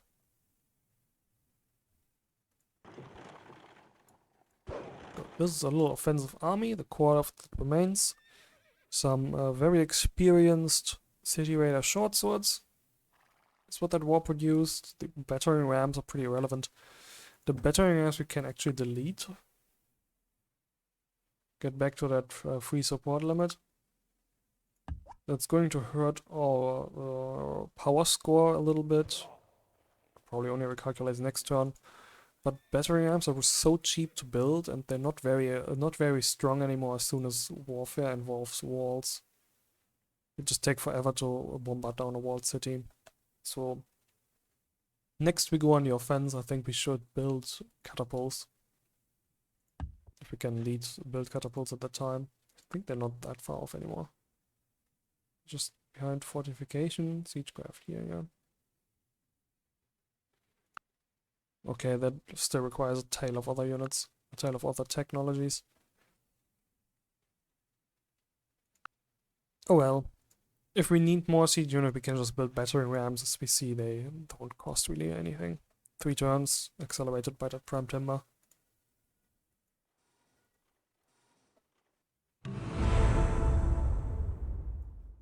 The largest civilization in the world is at the fine. And our neighbor, the Hungarian, is the most glorious, largest one. He is still ahead of us in score by quite a bit. And we do see that he has a reasonably large and expansive empire. Is this capital? This looks pretty rich. Fish out there. Coastal islands. Spaces. Cows.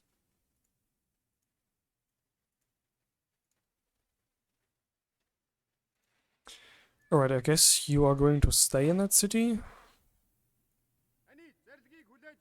Maybe we should move that one short sword out. No. Yeah, I guess we move that one short sword out so that we don't confuse it with the good ones. Swap the defenders in these cities. Temple of Solomon has been built. Okay, we don't care about that.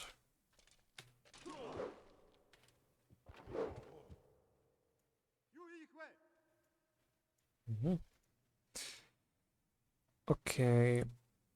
Now that you have the defensive unit approaching here, I think we can move the archer back. Let's move him also to the central city. Where he can run to wherever he's needed. Actually, we're about to finish the second one, so let's just move the horse here to Alexandria. The other one can stay here. I can play a bit zone defense. They're fast enough they can go anywhere where they're needed. Intercept a barb or an incoming army. Okay, and the skirmisher can stay here in case anything comes through these forests.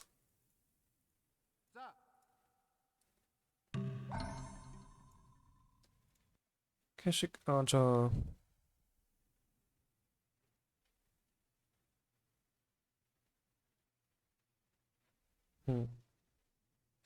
What do we want to build? I think we also want to build economic buildings. Push that epidemics chance down a little bit. Get that forge up. Should we build the forge first? Maybe. It has restrained growth because I guess we're going to get 2 unhappiness if we leave this. No, because of the epidemics chance even. So okay, yeah. Do build those epidemics reducing buildings. Actually just the smokehouse first would be enough. And then build library and courthouse. Actually we only have 4 base commerce, 6 beakers, so the library is not that important.